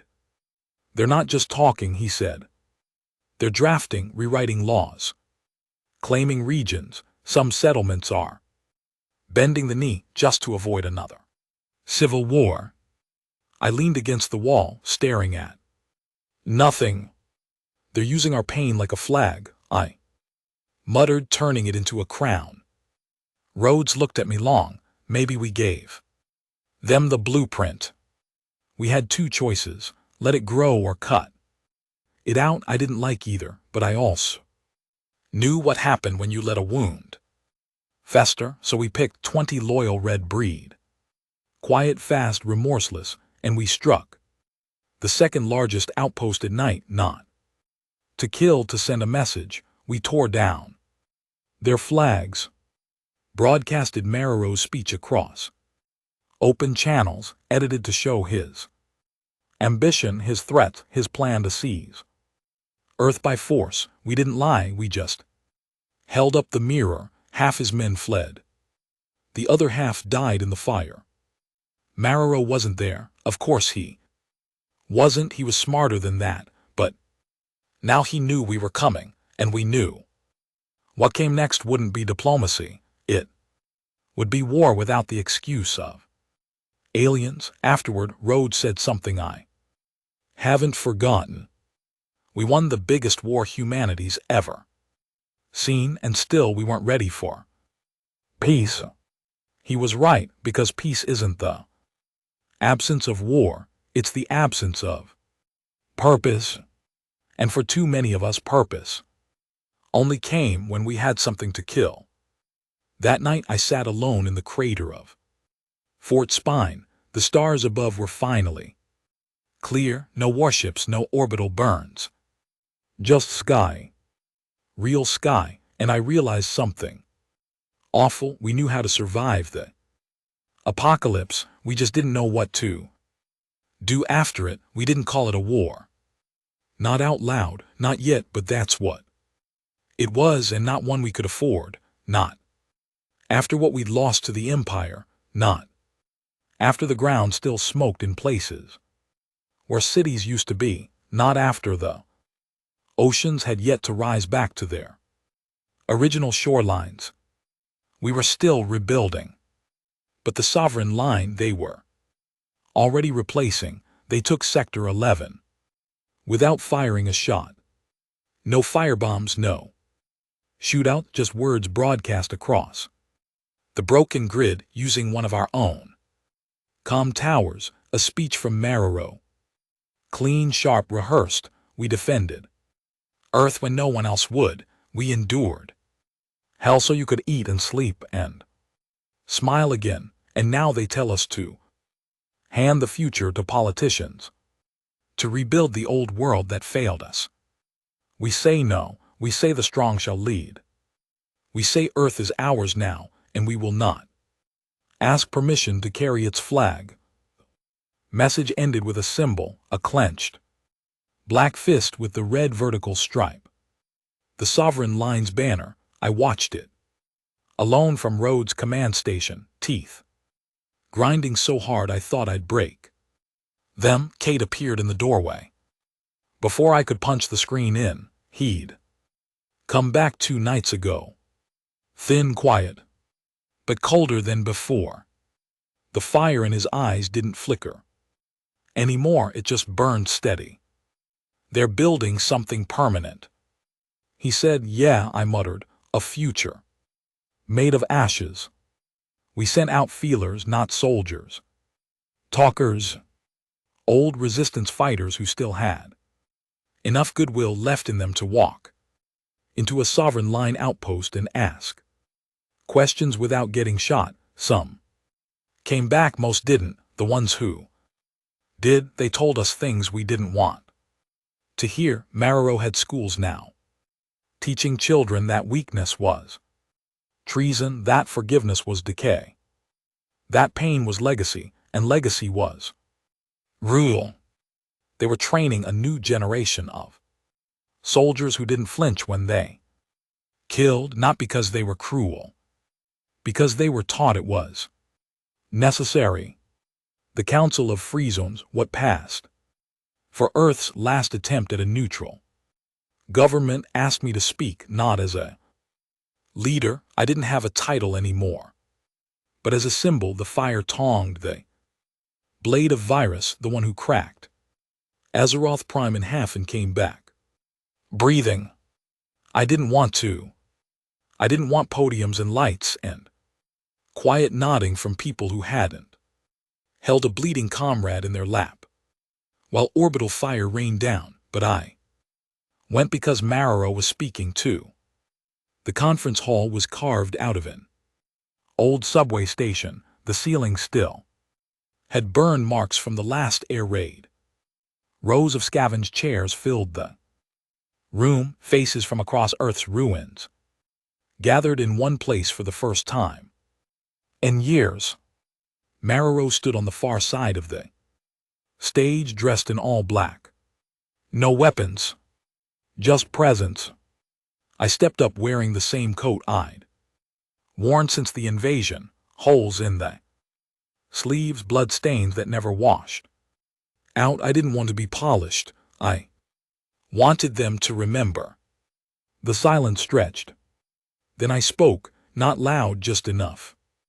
We were forged in fire, you all know that. Some of you bled beside me, some of you lost more than I ever will, but now that the war is over, we have to ask something harder than how did we survive. We have to ask, what do we become? Mara would have you believe pain gives you the right to rule, that survival makes you more worthy, that if you didn't fight, you don't get to speak. But let me tell you something, I didn't fight so we could crown warlords.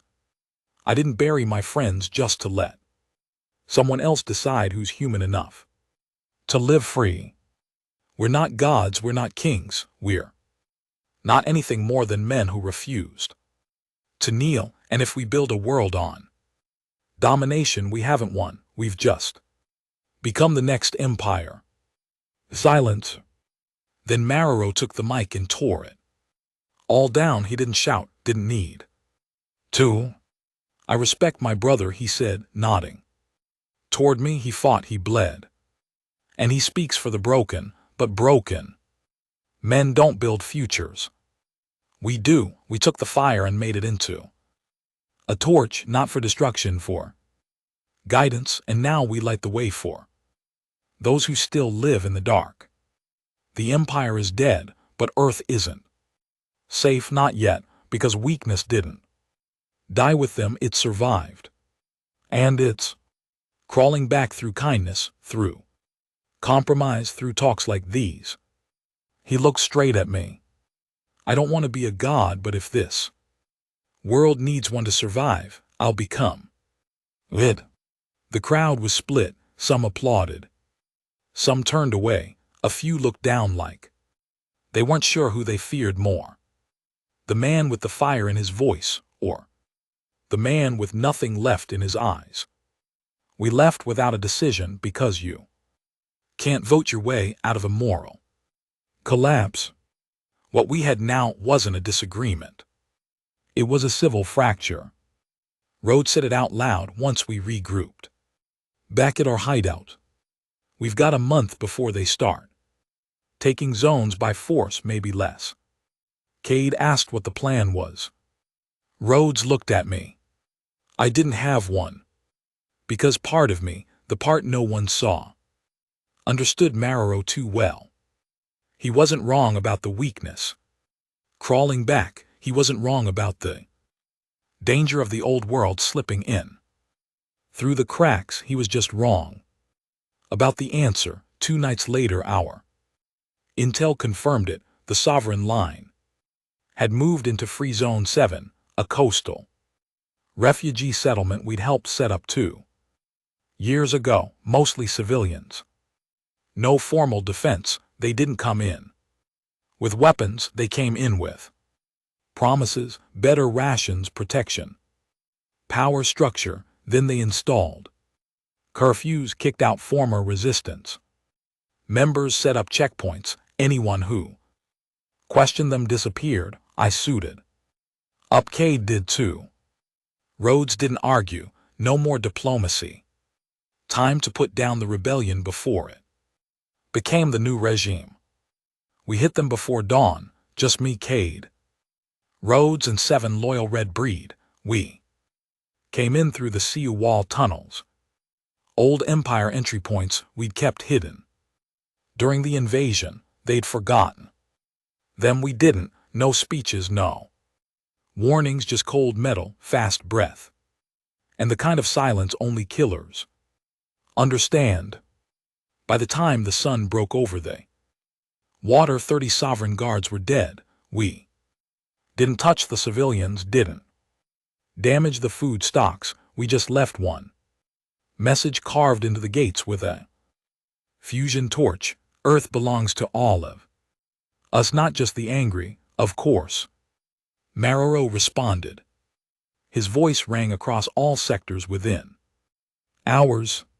This was an act of cowardice, of terrorism led by a man who once stood for vengeance and now hides behind pacifist delusions. I will no longer wait. The Fire Tonged has declared war, and I will answer it not with speeches, with conquest. So here we are, the war after the war. The final fight, not for survival, for the soul of what comes next. I sit now in the ruins of our last field base, watching as survivors come in with packs and weapons, asking what flag we fight under. I don't give them a flag, I give them the truth. We fight so no one else ever gets to. We're a crown made of someone else's suffering. And if that means war again, so be it. This time we're not fighting aliens, we're fighting the version of us that forgot why we ever picked up the rifle to begin with. And I swear to every ghost I carry, we will not become what we bled to destroy. Even if it kills us, we stopped calling it the last war. We weren't that naive, but we knew this was the one that mattered because it was the only one where we weren't fighting something foreign, not aliens, not machines, not Empire drones with synthetic blood. This time we were fighting us, and that made it worse. Because we knew how to kill the enemy, we didn't know how to kill a reflection. Marrow moved fast after Zone 7. He'd waited long enough, built enough, trained enough, and once we embarrassed him, once we cut through his men and left that message on the gate, he couldn't hold back. To him it wasn't just retaliation, it was announcement. The sovereign line hit Zone 5 first, hit it hard. No more politics, no more sweet talk. They rolled through the streets in patched up vehicles blasting loudspeakers with their doctrine, the strong rule, the broken follow, the rest burn. By the time we got there, it was over. Bodies stacked in the market square. Anyone who resisted was lined up, shot in the spine, dumped in the sewer trenches. They hung an old red breed soldier from the comm tower, one of mine, a man named Rowe. Quiet, solid, used to carry a photo of his wife. Even after the Empire's plasma strikes took out the eastern cities, they cut his throat and wrote traitor across his chest in black grease. Rhodes pulled him down, didn't say a word, he didn't need to. We all knew what came next. This wasn't about speeches anymore. This wasn't about morale. It was about momentum. We had to stop them before the fire spread, or Earth wouldn't just fracture again. It would split beyond saving. We gathered everything we had, what was left of the red breed militia units from the western free ranges, civilians who remembered what we'd fought for and saw how quickly it was being stolen. No medals, no banners, just scarred hands, gripping cold weapons and eyes too tired to blink. I gave one last briefing. Didn't even raise my voice. They'll be dug in at Zone 3, trenches, fortified checkpoints, converted turrets. It's a kill zone. We go anyway. Because if we don't, the next child born on this planet grows up calling Marrow's name like it's law, and I didn't bleed across galaxies just to see another tyrant rise. They didn't cheer, they just nodded. That's how you know you've got soldiers, when they don't need to be convinced. We launched at dawn. Zone 3 was built on the ruins of an old Empire supply outpost, reinforced. Angular, cold, a natural fortress. Perfect for a man who preached power. They saw us coming. Marrow's men weren't sloppy, they were trained. Some had once stood beside us in the fires of Azeroth Prime, and now they were manning guns that fired on their own people. Rhodes led the west flank. Cade took the tunnels beneath. I charged through the center with the red breed, roaring through smoke and plasma like it was the first days of the invasion. Again, the air was thick with blood and dust. No commands, no orders, just instinct. I caught a sovereign soldier trying to flank us. A kid, maybe 17, too clean, too fresh. He raised his rifle. I knocked it aside, pinned him to the wall. His eyes were wide, terrified, mouth shaking. I didn't want to, he whispered. They Said you'd kill us if we didn't fight. I hesitated, that moment of weakness. Nearly killed me, someone behind him. Fired, hit me in the shoulder, spun me. Into the dirt, the kid ran, didn't look. Back, Rhodes dragged me behind cover. You all right? Just the arm, I said. Teeth clenched, stop hesitating. He wasn't wrong, but I kept seeing that. Kid's face, not fear of me, fear of everything the battle dragged into. Night Zone 3 was a maze, every turn. Bled, Cade cleared the tunnel flank. Took out their comm tower with an imp. Core we thought was long dead. Gesh returned from wherever the hell she vanished to, led a charge through there. Eastern Gate with a squad of scavengers who called themselves Ash Tongue. By midnight the walls cracked. By 2:00 a.m. the sovereign forces began to scatter. But Marrow, he stayed. I found him near the old Empire fuel chamber, pacing. Like he still believed he had time. He didn't wear armor, just black cloth. Soaked with ash and sweat, he turned. When he saw me, didn't reach for a weapon, just said, so this is where it ends. It should have ended in the council chamber, I said. He laughed dry. Hollow, you never understood. You thought we fought for survival, for freedom, but we fought for meaning, for purpose, for a world where our pain wasn't wasted.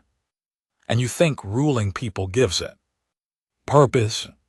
No, he said, but making them strong does. I raised my weapon. He didn't move. Do it, he said, but you already lost. How? Because when I fall, you'll still have to choose who leads next, who builds the future, who decides what comes after rage.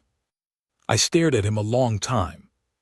Then I lowered the gun. You don't get martyrdom, I said, you get memory. That's worse. Cade entered behind me. No words, just a nod and a syringe. Sedation we took Marrow alive because execution makes heroes, and we were done making those.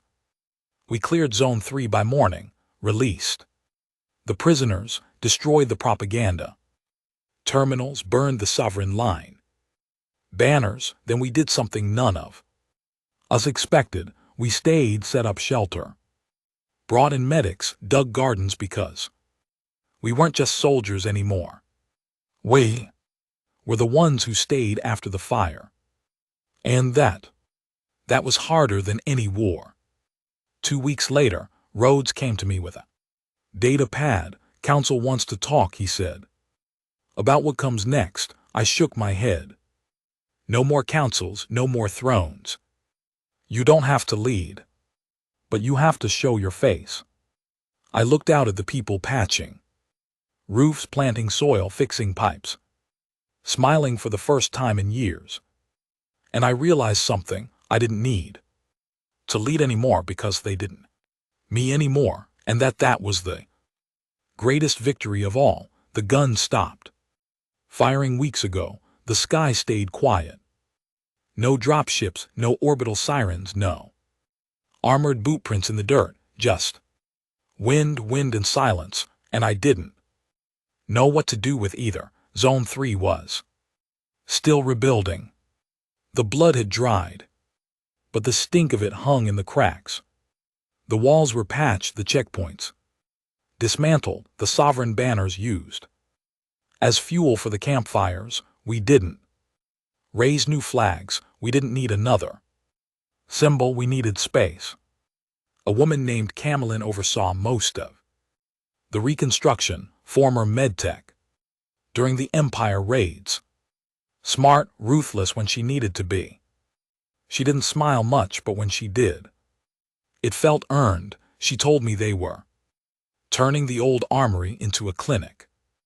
The war's over, she said. We fix people now. I nodded, didn't tell her I wasn't sure we could be fixed. Rhodes disappeared again. He'd always been that way, never stayed put. When the noise died down, said it made him feel like a caged beast. Peace is a cage. He once told me, not for the weak, for the strong, it keeps them from becoming what they're best at. I didn't ask where he was going this time, he just handed me a bottle of fiery whiskey from a forgotten empire. Vault and said, don't drink it all. Unless it's over. Then he walked into the ash and was gone again. Marrero was kept underground, not tortured, not starved. We weren't him. He had a cot, food, even books. One of the guards gave him a journal. Said he started writing in it daily. I visited once just to look. He stared at me through the bars, calm, quiet, no threats, no madness, just a man who believed too hard in something that wasn't real anymore. I asked him what he wrote about. He said, regret. I didn't know if I believed him, so I left. Cade spent his days with the engineers, not rebuilding weapons, rebuilding power. The grid, the communications net, the weather stabilizers. He didn't say much anymore. But when he worked, his hands didn't shake, and when the lights flickered on in the South-housing block for the first time in 6 years, he smiled. Not a big smile, just enough, and that was more than I'd seen from him in a long time. Me, I walked through streets that used to burn, now covered in chalk. Drawings from kids who didn't remember the empire. I watched people farm. There used to be bunkers, heard laughter echo in places that had once only known gunfire. And still I couldn't feel full, like something inside me had been hollowed out during the war and now refused to grow back. I didn't dream, not like normal people. My dreams came like static flashes of white noise and memory, of flesh burning, and machines screaming, and the feeling of a blade going too deep. Some nights I'd wake up with my fist clenched so tight I'd cracked my own knuckles. I didn't tell anyone. They needed me to be okay. The new council invited me to the hill. That's what they were calling the neutral seat, just a series of reinforced steel domes in the old Colorado highlands. They wanted guidance. They wanted me to speak. I told them, no, I wasn't done bleeding yet, and I sure as hell didn't trust myself to lead when I still had that fire in my chest, the one that never went out. Camelin brought me a girl one afternoon, 10 years old, half burned across the face, didn't talk. They found her in one of the sovereign holding cells, barely breathing, skin fused to her left side. Camelin patched her up best she could, but the girl didn't speak, didn't cry, didn't even blink.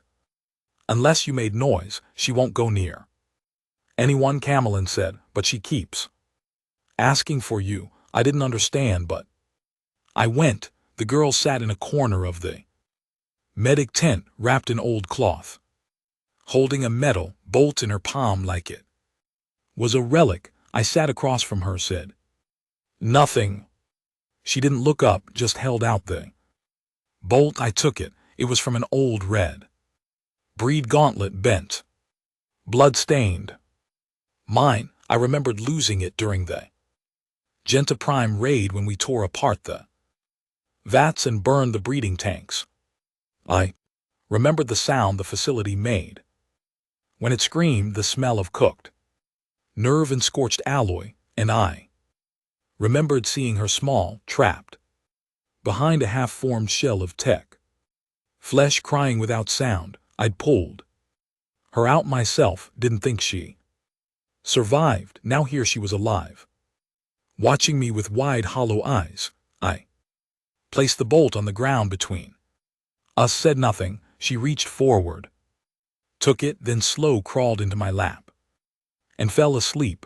I sat there until the next morning, didn't move once. People started calling her Ember. She never spoke, but she stayed near me every step, didn't cry, didn't complain, just Watched like she wanted to make sure I didn't disappear. Sometimes I think she saw more clearly than I did. She saw that I wasn't really here, not all of me. Just the shell. Just the bones that hadn't fallen apart yet. But she still stayed. And slowly, that hollow space inside me, it stopped echoing so loud. 3 months passed, then the hill called. Again, this time I said yes. I brought Ember with me. Cade joined Camelin too. Even Rhodes out of nowhere, like he'd been waiting in the shadows for something to matter again. They didn't ask me to rule, just to speak, so I did. I stood before what passed for the new voice of Earth, scavengers and scientists and survivors dressed in mismatched clothes, sitting around a dented table that had once been an Empire tactical board. And I said, we burned the sky, we broke gods, we killed the future that was handed to us because it wasn't worth living in. But now we've got a chance, one chance, to build something that doesn't bleed by default, and if we screw that up, we deserve to fall. No more thrones, no more empires, no more strong men who rise from the corpses of the weak. From now on we fight for the quiet, for the fields, for the ones who won't ever carry a rifle. No applause, just quiet, then nods. Slow, certain. Afterward, one of the younger council members asked me if I thought peace would last. I looked at Ember, then out the window where the sky was finally starting to remember what blue looked like, and I said, if it doesn't, I'll burn again, but not before I try to grow something first. I should have known it wouldn't stay quiet. 3 months into the rebuild, and it almost felt like Earth was healing. Tents were replaced with walls. Farms sprouted where mass graves used to be. Roads were rebuilt. Communications relays were stable again. Even the western zones, once drowned in smoke and ash, were breathing clean air. People laughed, people loved. For the first time in years, children were born without being assigned a faction at birth. I was still walking the South, mostly with Ember. She didn't speak, not with words, but she'd started humming soft sounds like little sparks of light under her breath. Some nights when the winds were calm and no distant thunder of machinery echoed through the canyons, I could almost forget, almost, but scars don't heal, they just stop bleeding. And in the deepest part of me, I knew something wasn't done yet, not with me, not with Earth. It started with a ghost transmission. We caught it by accident, an old orbital scanner, long deactivated, suddenly blinked. Rhodes was the one who found it. Said he'd been checking dormant satellites just to see what he could bring online again. He pulled me into the bunker and played it back, a signal, garbled, repeating, looped 3 words. Fleet returning, failed. It wasn't one of ours, it wasn't sovereign line, and it wasn't friendly. Cade traced the signal's origin to deep orbit, a debris field, one of the Empire's early graveyards. We'd never cleared it. We thought the fire had consumed everything up there. We were wrong. Rhodes looked at me across the room. You know what this means? I nodded. The Empire wasn't just on Azeroth Prime. They sent something else or someone. We stared at the blinking signal for a long time, and then I said what none of us wanted to say. We didn't kill it all. We took a small team, just me, Rhodes, Cade, and 3 others we trusted, ash-tongue survivors, red breed remnants. Camelin stayed behind to manage the zones. Ember watched us go. She stood on the landing platform in a too big coat. arms folded, staring like she was trying to memorize my face before it disappeared. I promised I'd be back. She didn't believe me, can't blame her.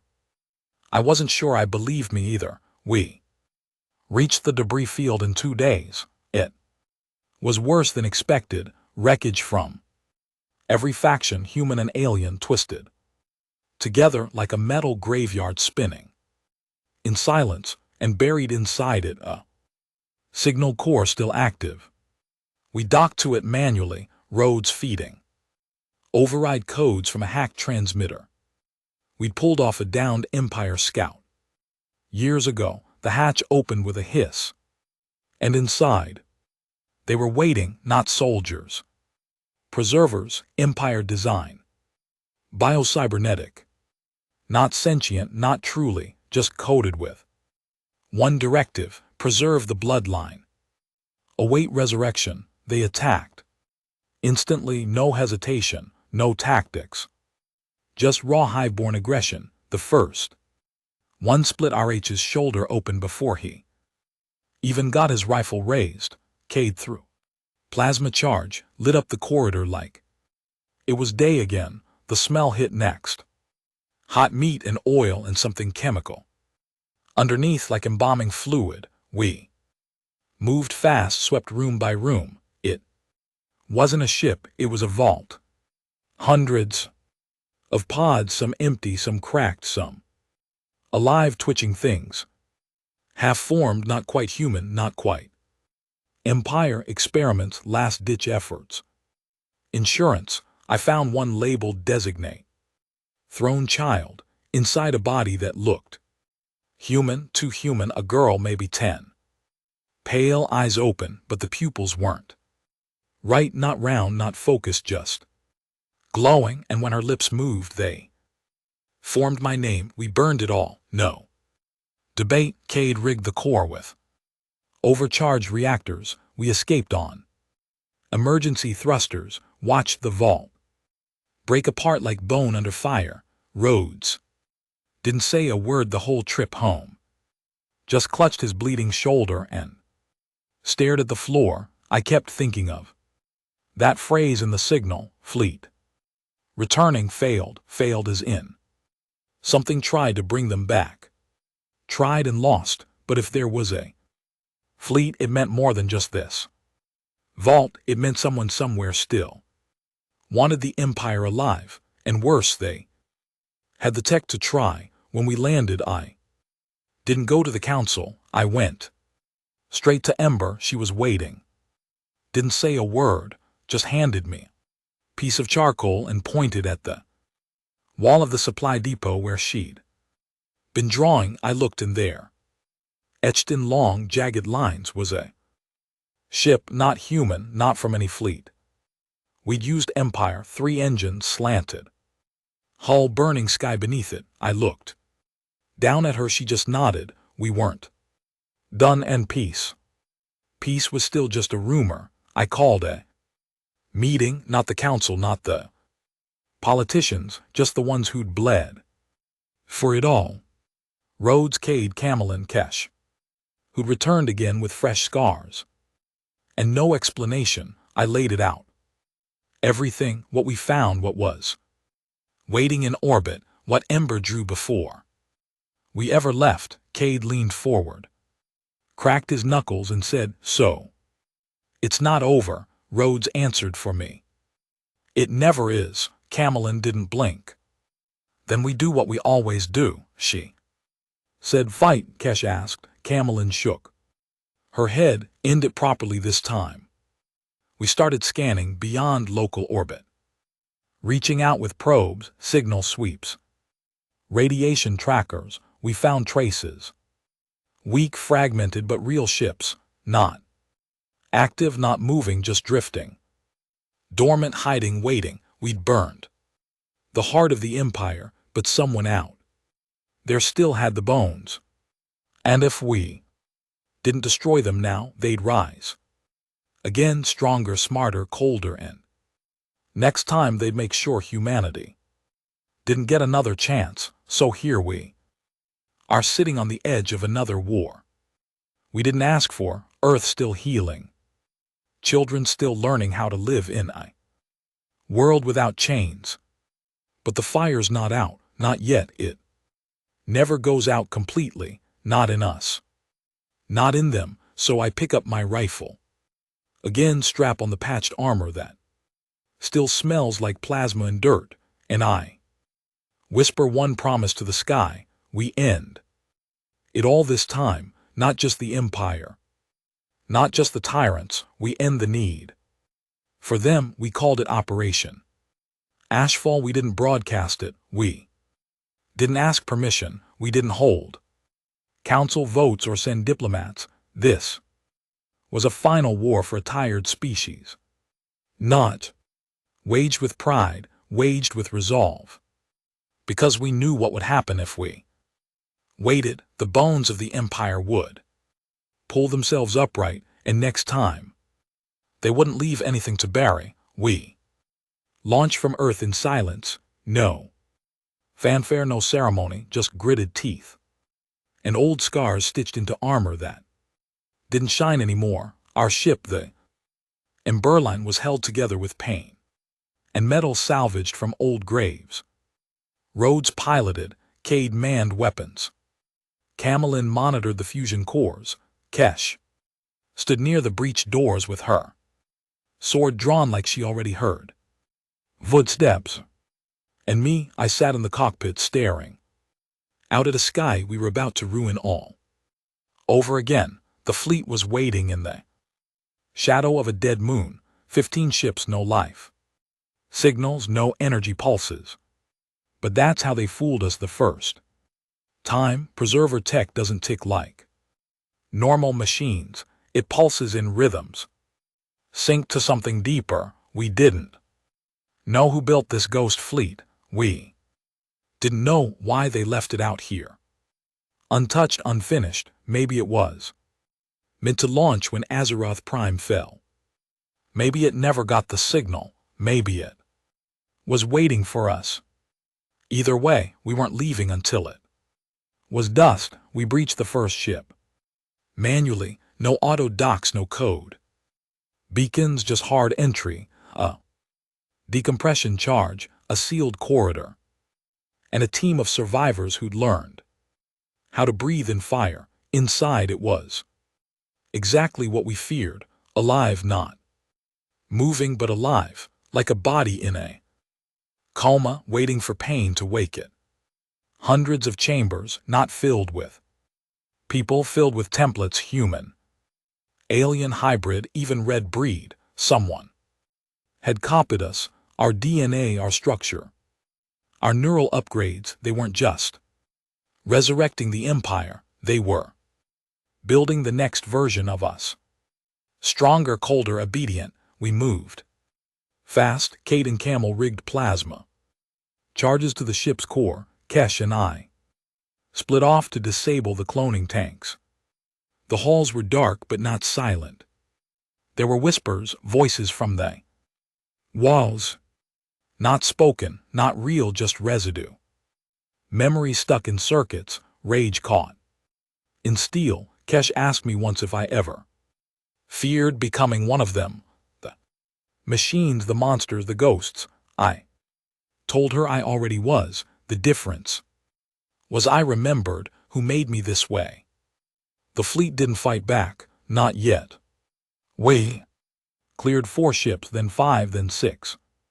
And on the 7th we found her. She wasn't Empire, not anymore. She wasn't human either. She called herself Elra. Preserver shell wrapped in what looked like human skin, female in shape, ancient in presence. She didn't attack.